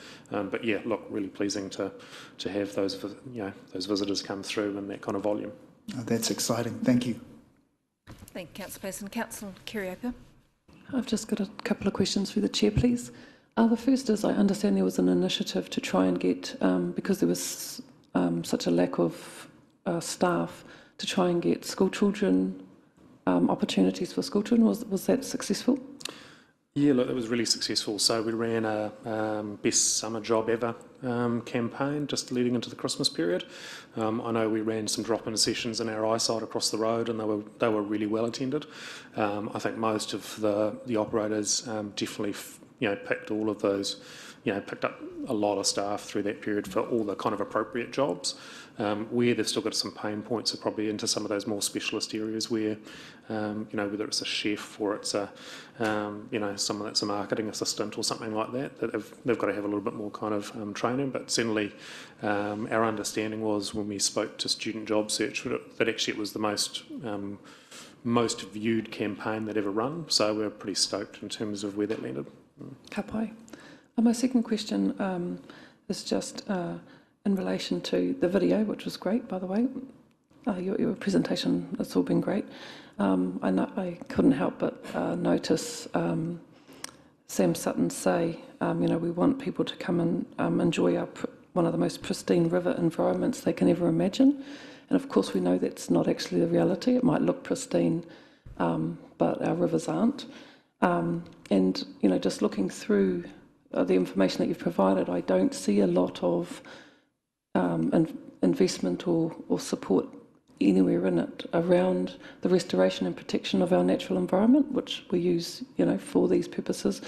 I was involved in the Forest Futures Action Plan wānanga that was held recently, and at the time that I went in, there was nothing within it around restoration of our native forestry. It was all focused on commercial forestry, and we've got Te Arawa Climate Change Working Group on that, trying to engage to ensure that within that forestry plan, that the restoration and protection of our native forestry is a part of that. But my question is, are there other areas that Rotorua NZ could be supporting the restoration and protection of our natural environment locally?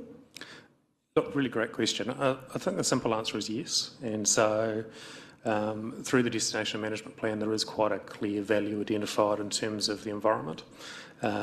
We have got some other ideas about what we do in that space over the next kind of 12 months. Again, it's how long we can sort of stretch the string in terms of the resources available. But certainly, I think there is a really good opportunity when you kind of think about a sector that is increasingly looking at how it improves its environmental footprint, whether that's through, offsettings or regenerative tourism in terms of actually making sure that the environment's left better than how it was found. So without kind of getting ahead of ourselves, certainly is an area that we're looking to get some work underway over the next sort of 6 months. Hopefully that answers the question. Yeah. May I have one supplementary? Sorry, I'll just question, add to Andrew's comment there. It is such an important kaupapa, and I think we all agree that, part of who we are and what our product is making sure that our whenua and why are all in top condition is the best we can probably do. When we were talking about product development, there is the opportunity, and it's quite academic at the moment, but we'll try and get it to reality soon, is that, regenerative tourism actually is a thing where you can actually start, making, good triple bottom lines out of it. So that's not just profit, but you're actually getting all the other advantages back to the community in terms of, looking after the whenua and the whānau at the same time. So, if we can start educating around that, work with our tertiary providers as well, educating our people who are coming around to start thinking in that sort of light. We have got some really good people even around this table who really are in that headspace already, but it's a case of, as over time we have more of a focus on that as well. Thank you. Just one supplementary question, and I'm really glad to hear that those sort of conversations are already happening.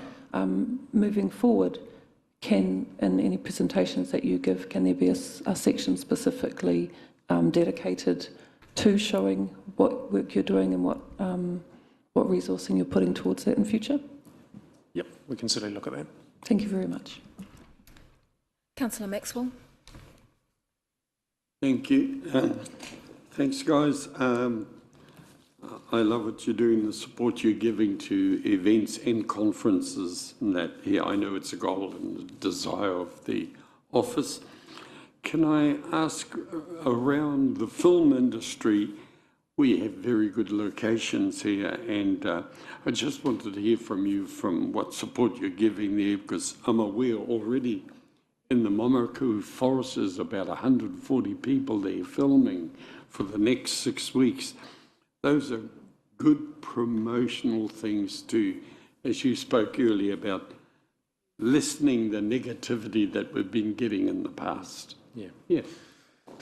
Look, certainly the film space is an interesting one in terms of, what's the best role for us to play. So we have done a piece of work just looking at what processes people need to kind of go through to be able to film here. And so I know the team's mapped out a different approach there. What happens at the moment quite often is some filming activity will come in and it will get bounced around multiple people. So we are trying to get to a place where it's a far more if you go in through one gate and it's and everything's kind of taken care of. So that is a strong focus for us.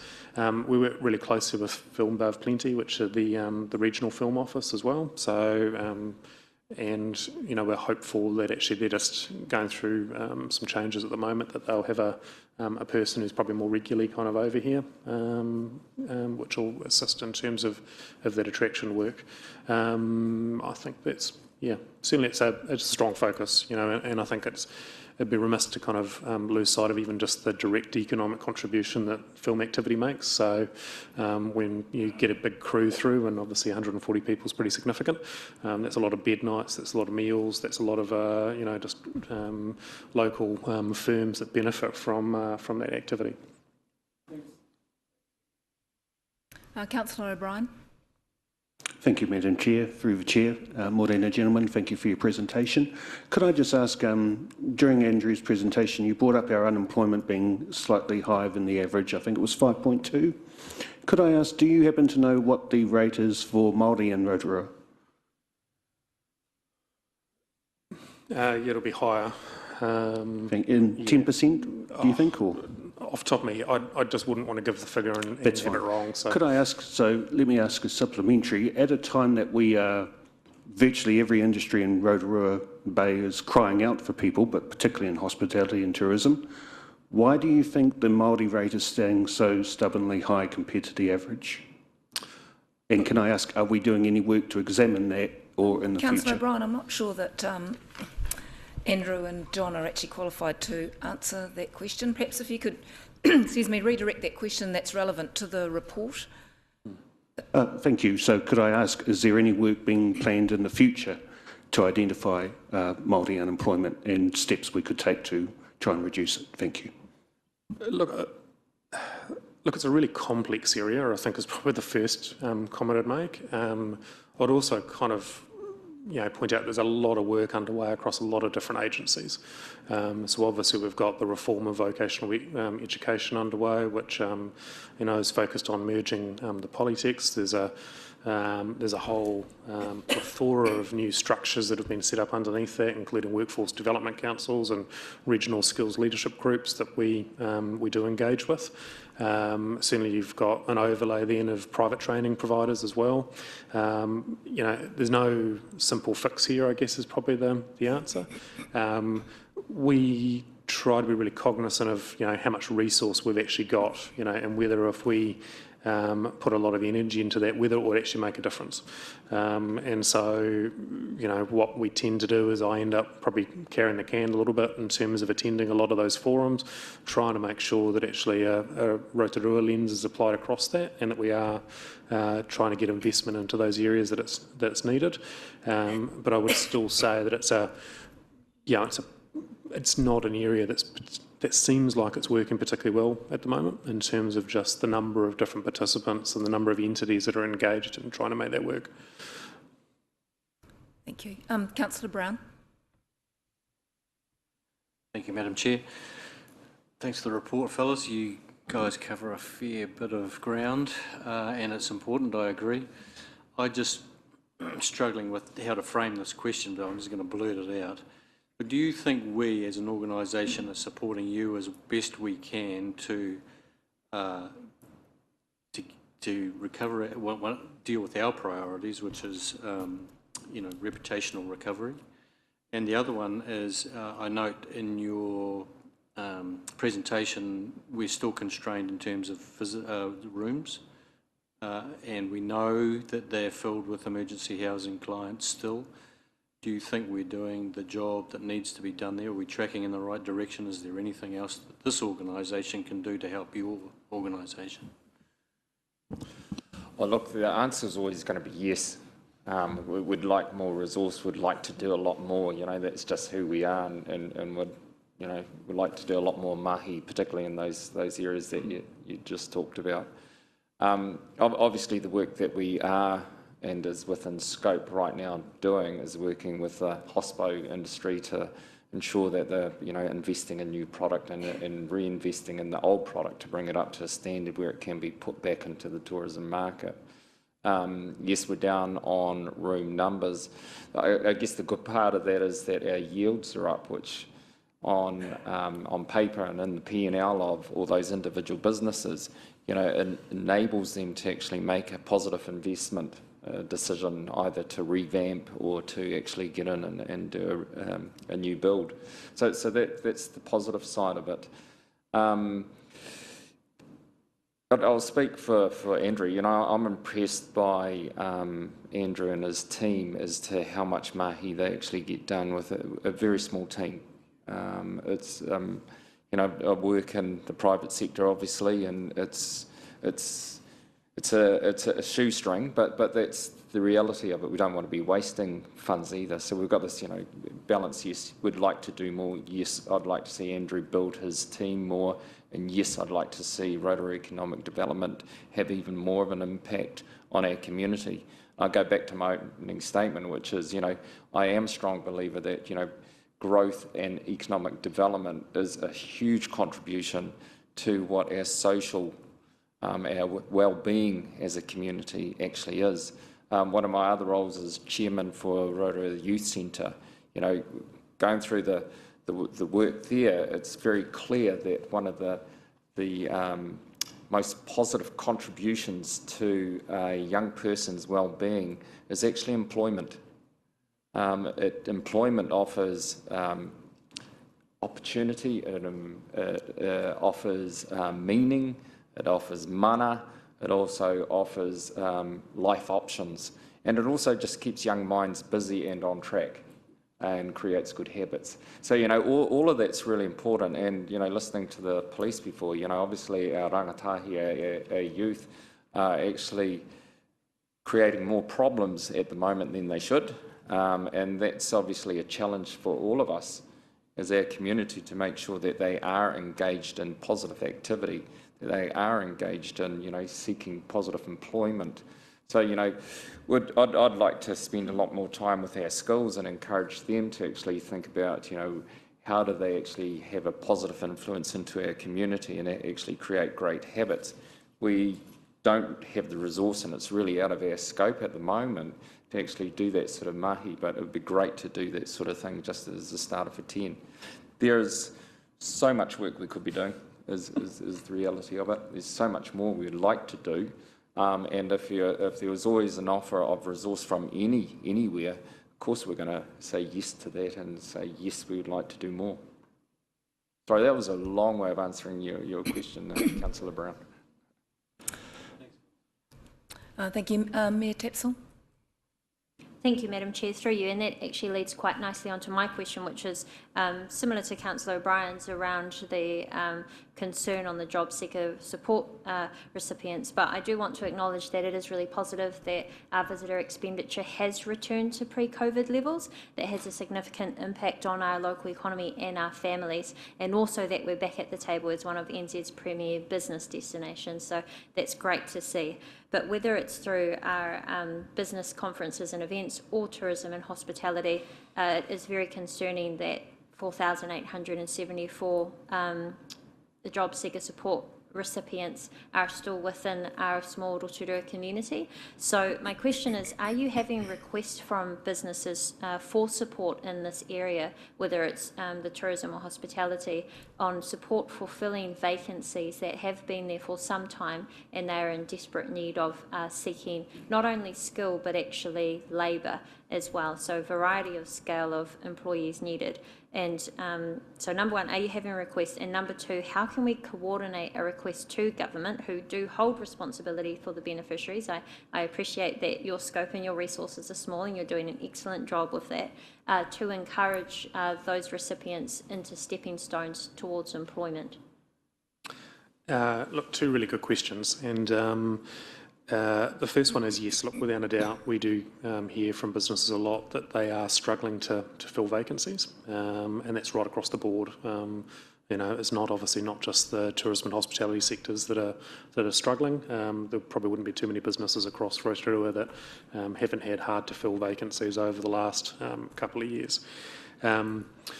The second question is a really good one, and I know it's something that we've had a discussion with the board around, actually a need to actually get, the right people even locally in a room to have that exact conversation around how do we join all this up a little bit better. There is actually probably, there's a reasonably substantial investment that's made, by the Crown, into this space. But again, the plethora of entities and other people that are kind of operating in there, whether we're getting, the best bang for our buck would be something that I think, we should be asking the question around. Yeah. Thank you. Councillor Lee. Thank you, Madam Chair, and through the Chair.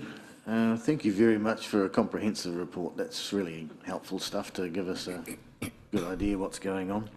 Could you say again for me who the target audience was for that very slick video?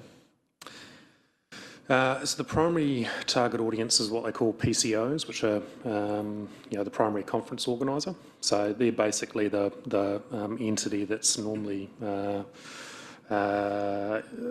recruited to organise whether it's a conference or a business event or an incentive group. Beyond there, you get into a slightly broader kind of grouping of businesses that are looking to make placements over the coming 12 months. So they become the target for what we're trying to achieve. Domestically or international? Look, it's primarily domestic, with Australia kind of in the mix as well. So typically we'll focus on both New Zealand and Australia in terms of those types of buyers. We will do a little bit more work into the Asia Pacific, where some of the Australian contacts kind of stretch up into there. Beyond that, what we typically tend to do is we'll work with for the bigger conferences, and you will have seen there was a couple of wins in there with that we managed to get across the line in partnership with Scion and Tourism New Zealand. There'll be a specific bid put in for those larger international conferences. So quite often it will happen where there's someone local who's got a, and we're really fortunate with Scion, we've got a lot of scientists kind of sitting there. So they'll have a particular kind of research area. There may well be an international conference that does a cycle. We'll then get in touch with the Tourism New Zealand guys who will normally fund putting a bid document together.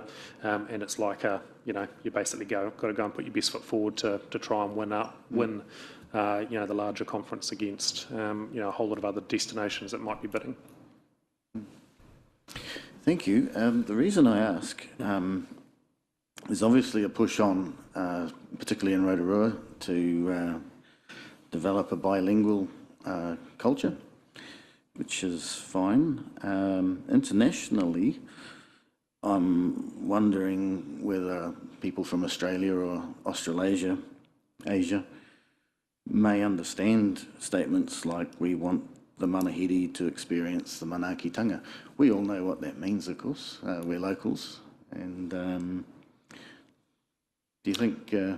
Look, I don't see any problems with that, particularly into the Australian market. I think we've actually seen some quite significant shifts in the Australian market where they are looking to, embrace their own culture more significantly. So certainly, right across the world, it is one of those things that people are looking to travel to experience another culture. So that is pretty central to our offering, and is something that we're really proud of and will continue to lean into. Thank you. Thank you. Last final question. Thank you, Madam Chair. Just one more question that popped into my mind. Back in '97, I think, Rotorua was one of the first organisations to start aggressively marketing educational tourism. And we did exceptionally well, where it contributed thousands of visitor nights with pupils coming from all over the country to learn about our taonga, our natural wonders, etc. Now that the big cornerstone of that has been closed for some 6 years, have we, apart from COVID of course, have we noticed any impact of not having the museum as part of our offering? So I can speak from our experience, which is the Rotorua Education Network. So we bring through, I think it's 20-something thousand school students per annum, where we're looking to, they come and do some curriculum-based stuff in terms of NCA units for geography. They also then, while they're here, will go and experience some of our great attractions, and they obviously overnight. From memory, that hasn't been impacted by the closure of the museum. That continues to go along pretty well. Yep. Thank you. And Councillor Patterson, just this morning we actually had a group of Taiwanese primary school children that came to visit the chamber and also to share a nice song with some of the councillors this morning. So can I thank you both, Andrew and John, for that presentation this morning, very comprehensive for the 7 months, and we look forward to seeing you on a more regular basis. I know that there is still some more work to do, and we will try and support you as best that we can. I think I was a bit ambitious that we were going to be finished by 11 a.m, so what I think we might do is break for 15 minutes, and perhaps Andrew and John, if you would like to join us, and Nicole for a cup of tea, and perhaps councillors, if you have any other questions you might like to ask them over a cup of tea. So we'll break now till 11:25. Thank you.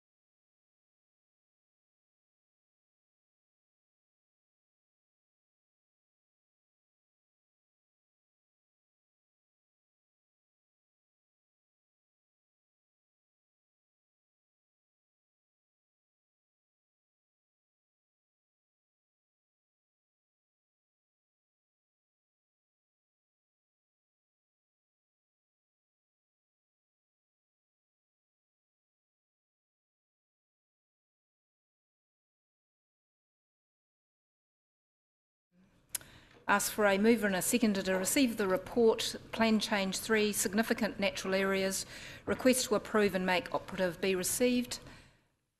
Moved Councillor Wang, seconded Mayor Tapsell. All those in favour please say aye. Against, carried. I'd like to invite, we have John Paul, Jason Ward and Kim Smith. So, welcome. Morena, and good morning everyone. Just Jason's got a presentation just to guide you through, but just in starting, councillors, can I just point out a couple of things? We gave an undertaking at the conclusion of the district plan review that we would do a further work in the significant natural areas space, and so there was 50 additional locations that needed to be investigated. So it has taken some time, and I'd very much like to acknowledge Jason and Kim's work, because when you start dealing with individual people's properties and individual sites, it becomes intensely personal, and the implications intensely personal. So there's been quite a robust process and quite a careful process to work through this proposed plan change. So Jason will just traverse some of that now, but I just wanted to acknowledge that this has been very much a relationship discussion with individual landowners as it's progressed through. Kia ora, and thank you, JP. As JP said, the purpose of this report, and it's quite a brief report, is just to report back on the plan change progress now that appeals have resolved, and seeking final approval to make the plan change operative. The actual plan change is solely on significant natural areas. These areas are scheduled in the district plan, and most important point is most have been included in the district plan since 2012. Now, they're in the district plan to give effect to matters of national importance in the Resource Management Act and the regional policy statements, that being the Waikato and Bay of Plenty policy statements. Just a little bit of background to Plan Change 3.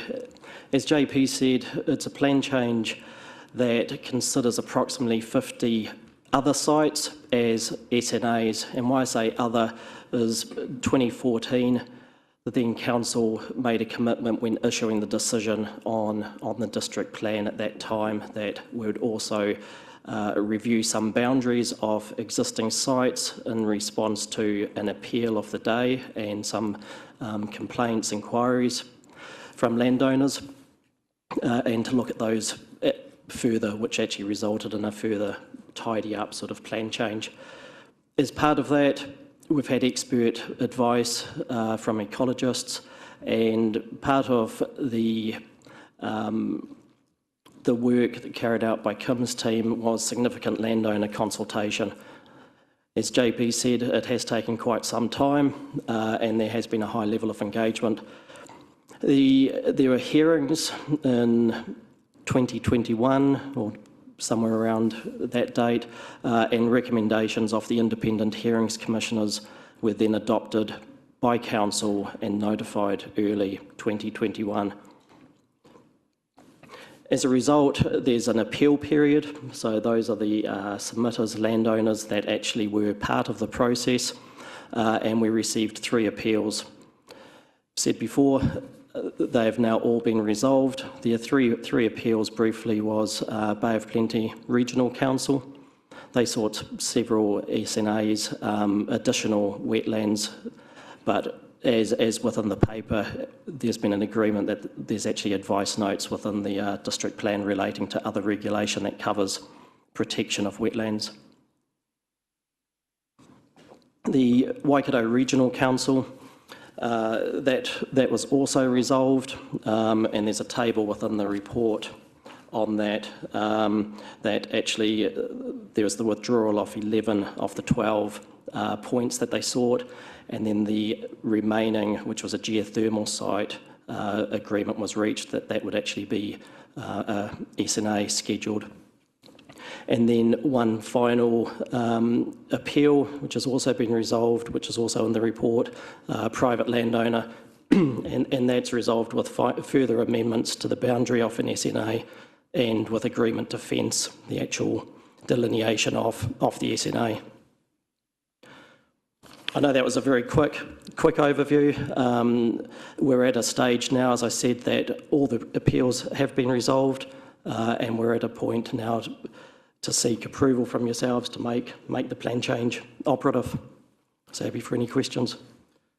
Probably just one other thing, and it probably will be teased out a bit during discussions, is, you know, with these 50 individual sites, and this is a credit to the team, they met with those landowners and often with the ecologists as well, walked the sites, so you physically eyeballed the sites, spent time with the owners, working out where the appropriate boundaries are. So there was a lot of on-site visitation and discussion with those landowners to make sure that the right sites were there and their boundaries were well defined and understood by both the landowner and council. So again, there was a fair amount of mileage put into walking sites across the last couple of years, which might come out further in this discussion. Thank you, team, for the presentation. Councillors, questions and clarification? Councillor Waru, followed by Councillor Lee. Kia ora te tiomana, kia ora koutou. Thank you for the presentation. Nice. You know, pretty straightforward, and I think you've done some good work, especially to talk around these issues here. You know, personally, I have an issue with a few things there, but you know, that's just it when there's SNAs on properties that are not really that SNA, for want of a better expression. But just in terms of that, to give you an example, and it'll lead to my question, there's an SNA identified on a few, I won't name the blocks, and when we go there and it was vegetation and things like that, it was actually just gorse, scrub. I'm wondering, moving forward, is there a way to, I know this is going to set stuff in stone here, but is there still a way to go and actually, I'm taking you have to go to regional council or wherever it is, to identify these places and actually say what's so significant about this area?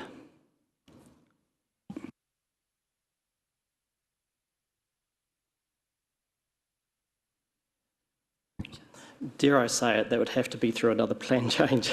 But part of the purpose of this plan change was exactly that, was to what they call ground truthing. So there were some of those sites identified originally. Now, because it was so extensive, the ecologist hadn't been to every site. So yes, there will be.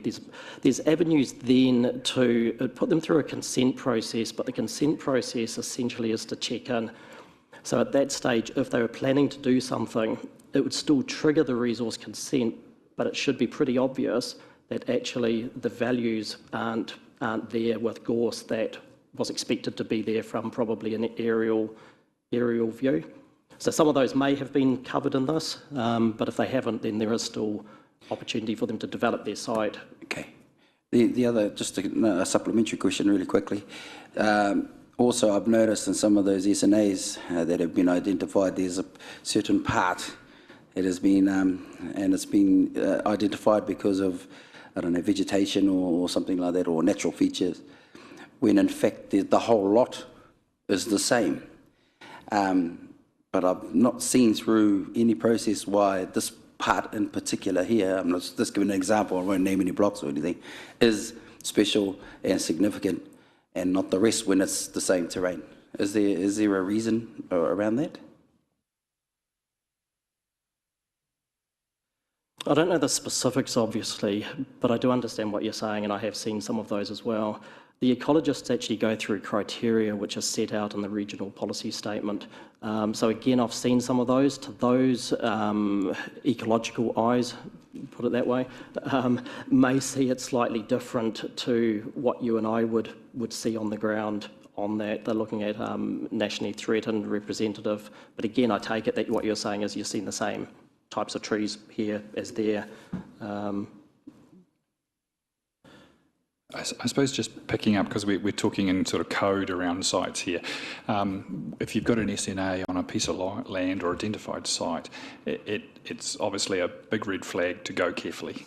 And I think this probably goes to if there was development on the edge or around a significant natural area that's been identified, wherever that boundary is, it is that signal of go carefully. And so there is a process then that you'd have to spend and work through from a consenting perspective, and I think probably the best way to do that is to say, hey, there's a regional council who has a particular set of regional policy statement objectives that come down. We're giving effect to those and identifying the sites, and so at that point it's the go carefully, have a conversation and see where that develops from. Is there a restoration opportunity? How do you mitigate any effects on what is identified as a special area? Thank you, JP, Jason. I was just asking because there's questions that have been asked of me, so I'm just putting it out there, so hopefully they're watching on the live stream. And actually, I just want to thank you, especially the team that did the consultation stuff. I heard it was actually quite significant, and you put in a lot of hard work. So, ngā mihi. Thank you, Councillor Warrior. Councillor Lee. Thank you, Madam Chair, and through you. Obviously, we're coming in at the end of a long process, and not one that I've had much to do with. How many private landowners are involved in this?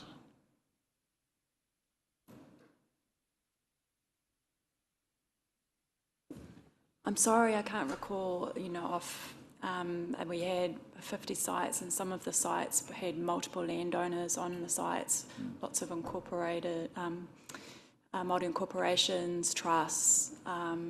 Single landowners I'm really fishing for? Yeah, there was a significant number. I'm sorry, I can't recall the number. And how do they react to, could we call it intrusion into their affairs? I think it's safe to say there was a variety of reactions. Some were very supportive of SNAs and the concept of SNAs. Some per se have quite a negative view of regulation. Mm-hmm. So yeah, there was a variety. I think we can also say that they were, regardless on that spectrum, thankful for when we did come out on site and did bring the ecologists out on site, did meet with them at their property. But yeah, I couldn't give you one view. It was very different. So the central government's obviously established a legal framework which you're operating within, and it's, I would imagine, be impossible really for a private landowner to appeal in any fashion against this kind of decision, would it?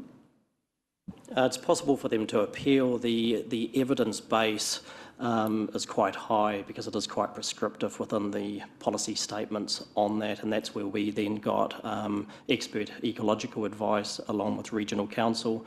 Appellants, and mindful of cost, could also get their own ecologist. In one case, we did get another ecologist just to review that.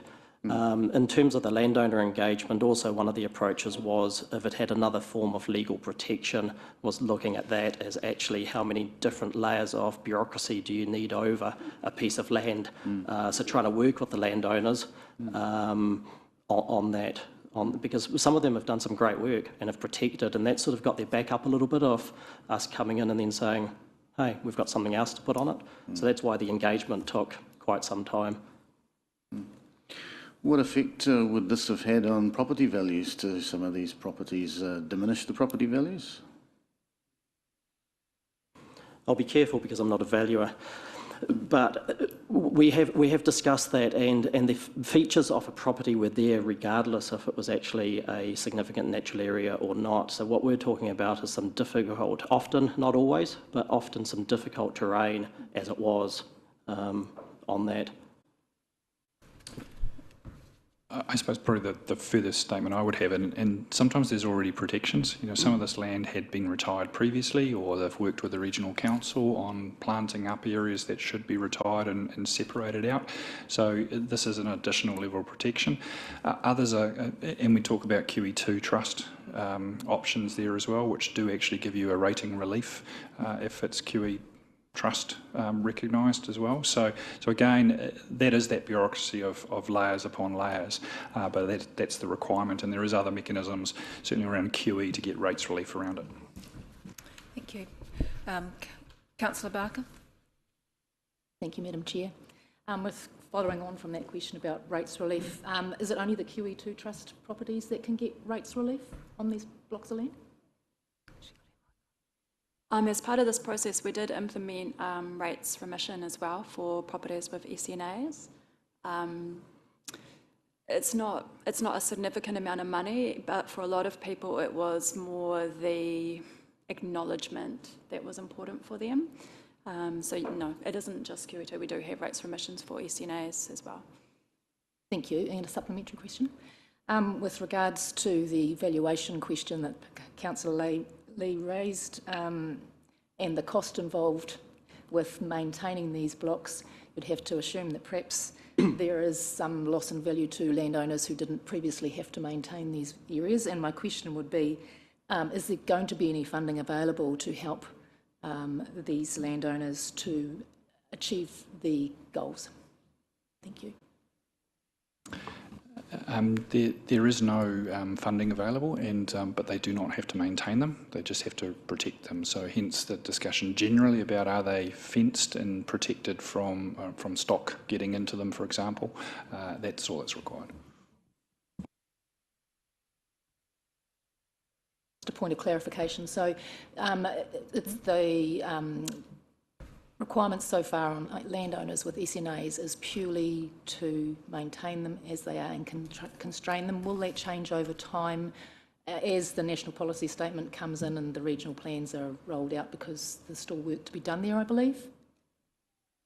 So yes, at the moment there's no direct requirement to fence or to do pest control or any other type of maintenance. I suppose there could be an issue with if there was, say, a paddock next door and the stock were getting in there and in the past they didn't, then there wouldn't be existing use rights, so that could be an issue. But generally the land use patterns are already there and there's no sort of change in requirements for the landowners that take effect with SNAs.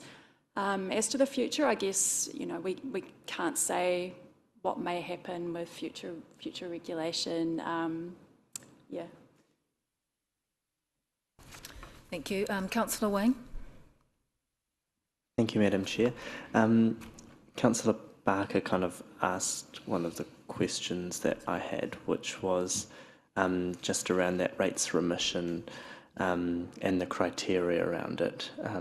Would you be able to just clarify what that was? Because I remember there was a threshold that they did have to meet in terms of the size,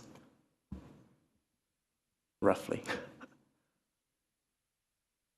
Sorry, our sideline conversation here was just, I think there was a size threshold, so probably just for councillors' information, we can probably check in on what those criteria were in case you get any follow-up questions from members of the public, and we'll get that from Thomas and circulate it. Thank you, and I'd just like to signal I'd like to move the recommendation. Thank you, Councillor Wang. Councillor Patterson. Thank you, Madam Chair. Just from a layperson's point of view, so here, and no doubt lots of people may be watching this and wondering how this all came to be. So now we're coming to the end of this process. Once this is done and dusted and put to bed, can other landowners around the region expect someone to come and turn up on their door and say, we're going to now put in a significant natural area on your property? Or is this the end?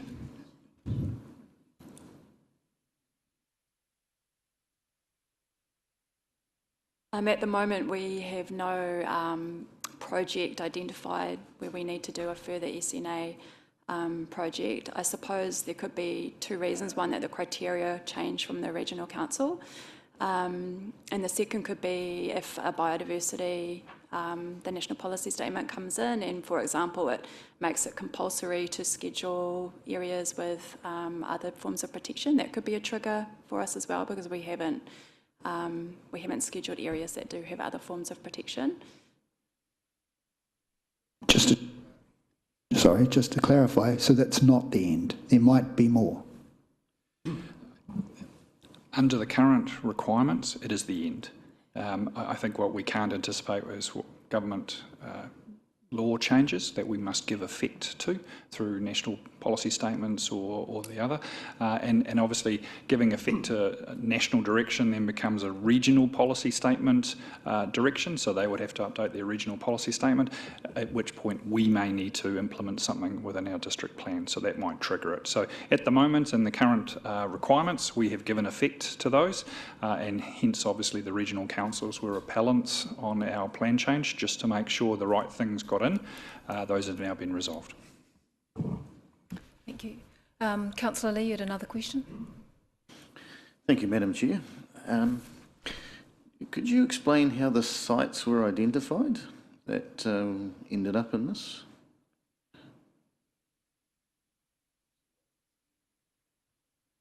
We commissioned experts, which is Wildland Consultants, to provide a technical report identifying the sites.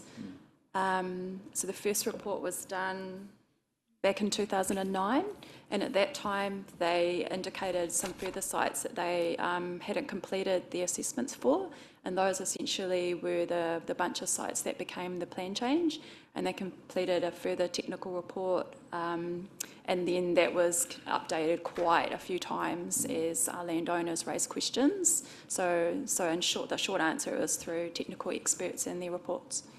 Okay. One final question. If hypothetically the council didn't adopt this plan change, what would be the effect?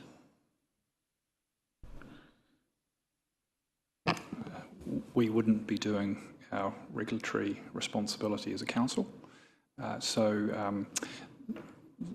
There is probably a question there that we would advise you would have to start another plan change to give effect to the nationally important regulations, and the regional councils would also be expecting us to comply with the regional policy statement. So we would be starting over. The rules come from that national direction that we're giving effect to and through the regional policy statement. So we would be probably starting off with exactly the same set of rules to reconsult.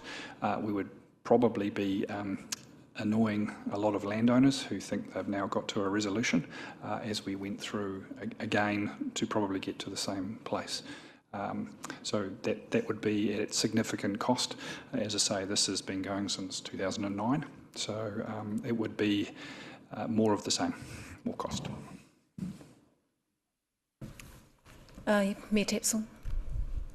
Thank you, Madam Chair. Through you, that probably touches on my question as well, because it wasn't noted in the report around the financial and budget considerations. And I do want to acknowledge that, as mentioned in the report, this is essentially an administration step process, and it has been years in the making. So I do want to thank the staff and experts that took the time to visit on site to just clarify what the issues are. I'm very confident that the due diligence has taken place. The question that I was going to ask was just how much we expect it to cost if we had to start again, understanding that that would infuriate the many landowners and sites that we have visited, because essentially we would end up with very similar, if not exactly the same result anyway.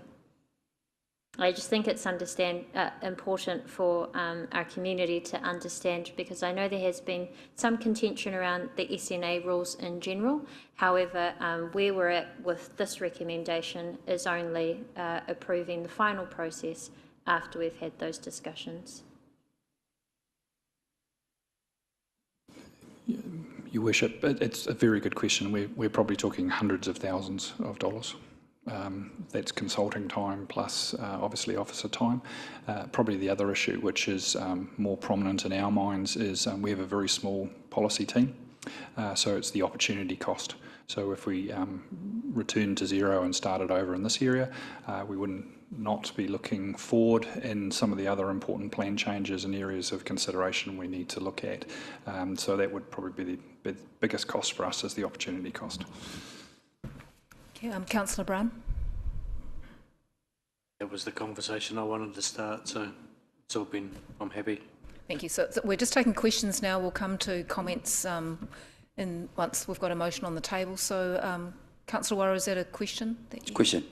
Kia ora, Mayor Taps already asked one of them. The other one was, but just really quickly, in that whole process, I don't know if I saw it anywhere in the reports or anything, were there any sites struck off the list?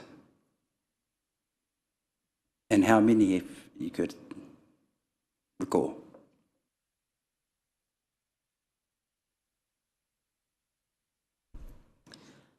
I can't recall any sites being struck off, but the sites tend to be quite large and often not all in one blob, you know, bits over multiple properties. Not, so we definitely had boundaries adjusted, and sometimes quite significantly. I can't recall any entire site being.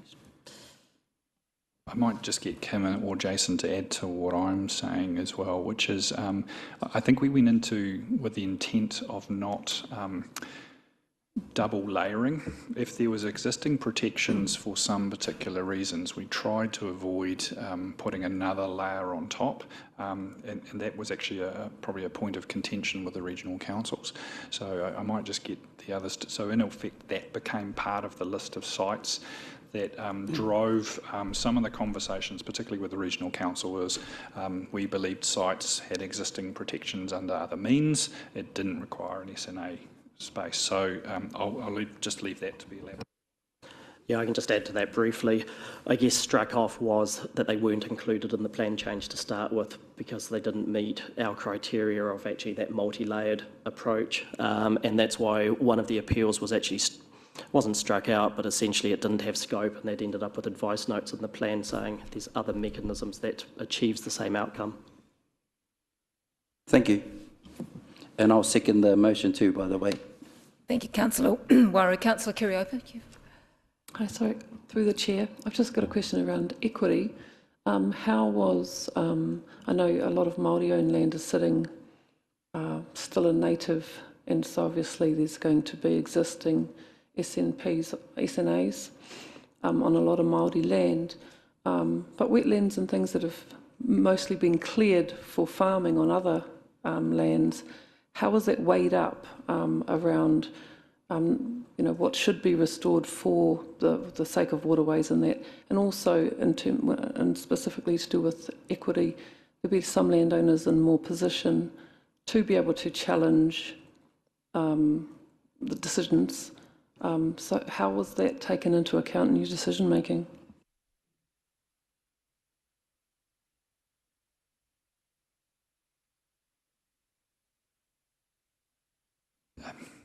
This is not a restoration exercise. This is existing pieces of land with meet the criteria and therefore are considered for protection. SNAs is a hot topic and it has been across the country. And certainly Federated Farmers and a number of other groups have expressed concerns nationally about the imposition of those and the loss of property rights. And certainly in other districts that I'm aware of, there has been significant conversations between iwi and their local councils and their regional councils about that equity question, and mainly on the basis of we've got the last bits of significant natural areas because we haven't developed for whatever reason. So therefore the imposition of SNAs sometimes it actually becomes the last barrier to development or the fulfilling of their land aspirations. My understanding is we haven't struck those significant issues as much as other districts have, but it is always a conscious thought, and the key there is to make sure that we're engaged in those conversations with those landowners or the representative trust members. So yeah, it's a fraught issue nationally, and I think the team here have done a good job, and it's face-to-face and talking to landowners to work through these issues and to minimise as much as appropriate the imposition. Thank you. Are there no other questions from councillors? So just one final question from me. So this is effectively just an admin tidy up of what is effectively government legislation and national policy statement, with all the work having been done and just signing off on those last 3 properties to give effect to the plan change. Thank you. Since there are no more questions, it seems that we already have a motion moved and seconded. So the motion is that the committee approve the provisions in Plan Change 3 and that this be effected by affixing the council seal and that the operative date for the plan change be notified as soon as practicable. So I have mover in Councillor Wang and seconded by Councillor Waru. Can I put this matter now to point of order, Madam Chair? Discussion? Oh, sorry. Sorry, yes, I'm going to put it to a round of discussion. So, Councillor Wang, do you want to start as the mover of the motion, or you would like to reserve your right to speak at the end? Thank you. Who wishes? Councillor O'Brien. Thank you, Madam Chair. Through you. Thank you, everybody, for your presentation today. Very helpful and very thorough. Madam Chair, I'm totally opposed to the ideas of S&As and to the entire the confiscation and implementation on private property. However, in fairness to our team, they are following policy by central government and regional council, and I'm not particularly comfortable with some of the things I've heard that regional council steps have taken to ascertain some of these areas.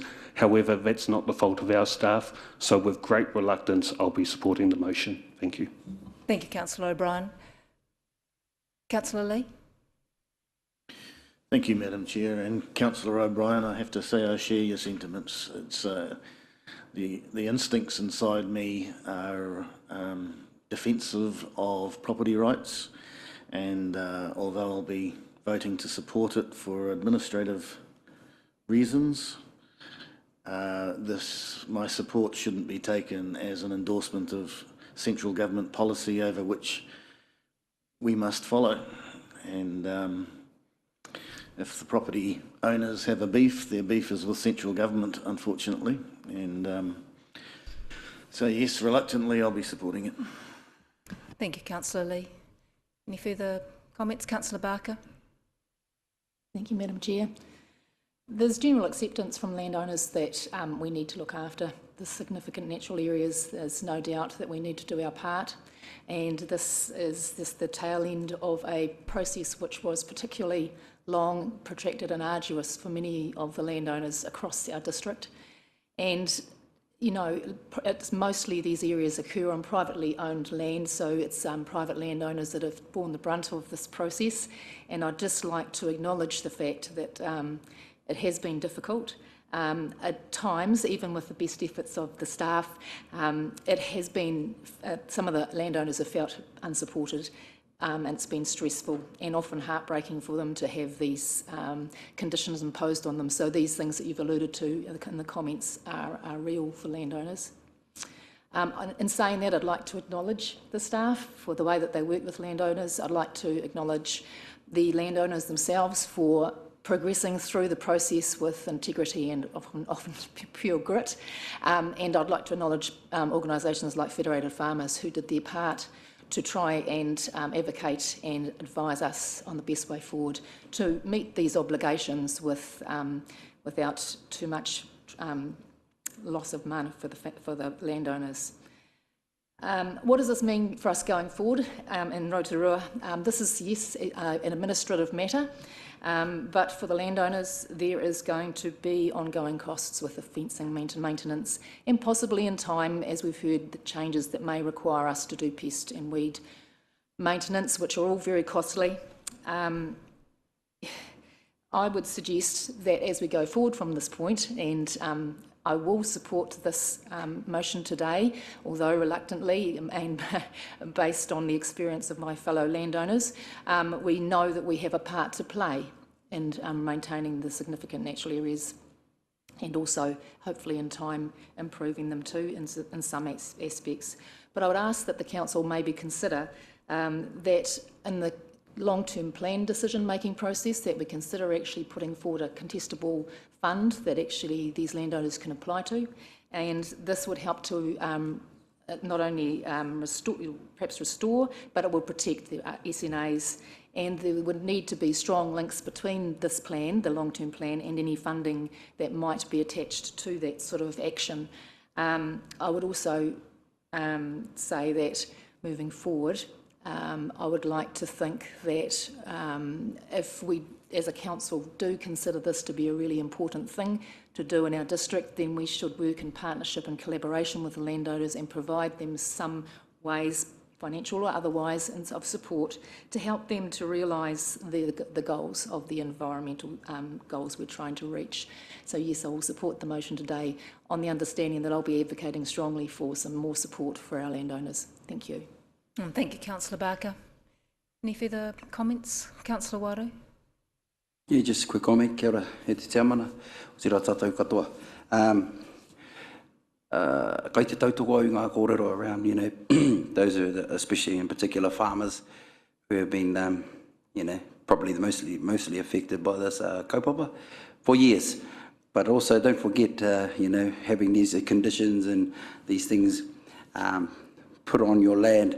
When it comes to iwi, we're no stranger to having these kind of things being put over whenua Māori, which is probably the most significant part of these SNAs, because all the whenua are still in a state that was still e ngā rao ngā tūpuna, you know, with the forests and waterways and wetlands. So I just reminding everyone that actually o ngā whenua Māori, ngā whenua nui o tēnei kaupapa, and I think it doesn't matter which way you go, ahakoa te aha, we find ways to look after those significant areas, even though my questioning earlier was, not always significant, but for the majority, they are. And also, let's not forget, moving forward, when we hear things like wāhi tapu, those things are significant too. They might not be in those particular areas, but there are other places on Māori land that I consider tapu. So, i runga i tērā kai te tautoko i ngā mahi nei. I'll be supporting it, and I just want to acknowledge again all the hard work that's gone into it. So, ngā mihi nui. Kia ora. Thanks, Councillor Waru. I think we're Councillor Wang. Thank you, Madam Chair. I'll keep it relatively short. I'm obviously in favour of this and of SNAs as well, but absolutely acknowledge, and what Councillor Barker mentioned as well, you know, having been through this process last term as well, it's obviously been a very long and gruelling process, often for both sides as well. As someone who's also had a SNA put on our family farm, but for us it was really, you know, it was the right thing to do. It was the right thing to support, and I think, you know, we need to focus on what the intent of this is, which is to, you know, obviously for council, for us, it's just an administration process, but for the intent of this, to protect the areas or significant areas of Indigenous vegetation, and also to provide that protection for the significant habitat for Indigenous fauna as well.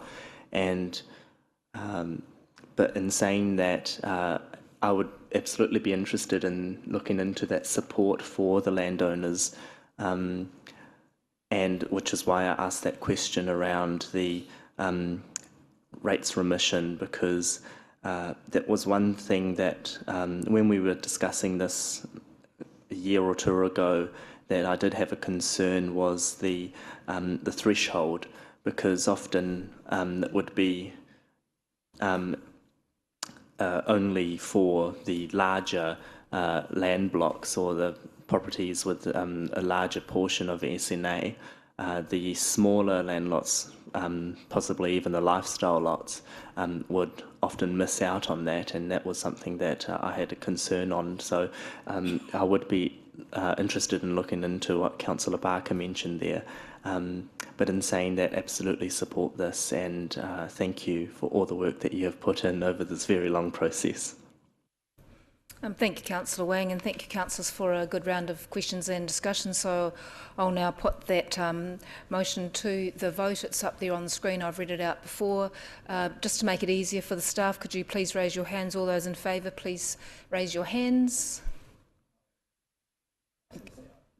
Carried unanimously. Thank you. Thank you very much, everyone, and thank you to the staff. That puts... we can close this chapter, which is taking a long period of time, so thank you very much for that. That finishes our business for today, so I'd like to ask Councillor Lee if you could close our meeting with the karakia, please.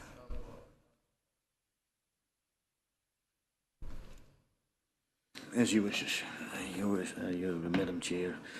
Restrictions are moved aside so the pathway is clear to return to everyday activities. Allied, enriched, unified and blessed. Thank you, Councillor Lee. I declare the meeting closed. I think we do have lunch available and we do have a future development strategy forum starting at 1 o'clock, please, and that's for 2 hours, of which councillors should be there. This is a continuation of some of the work.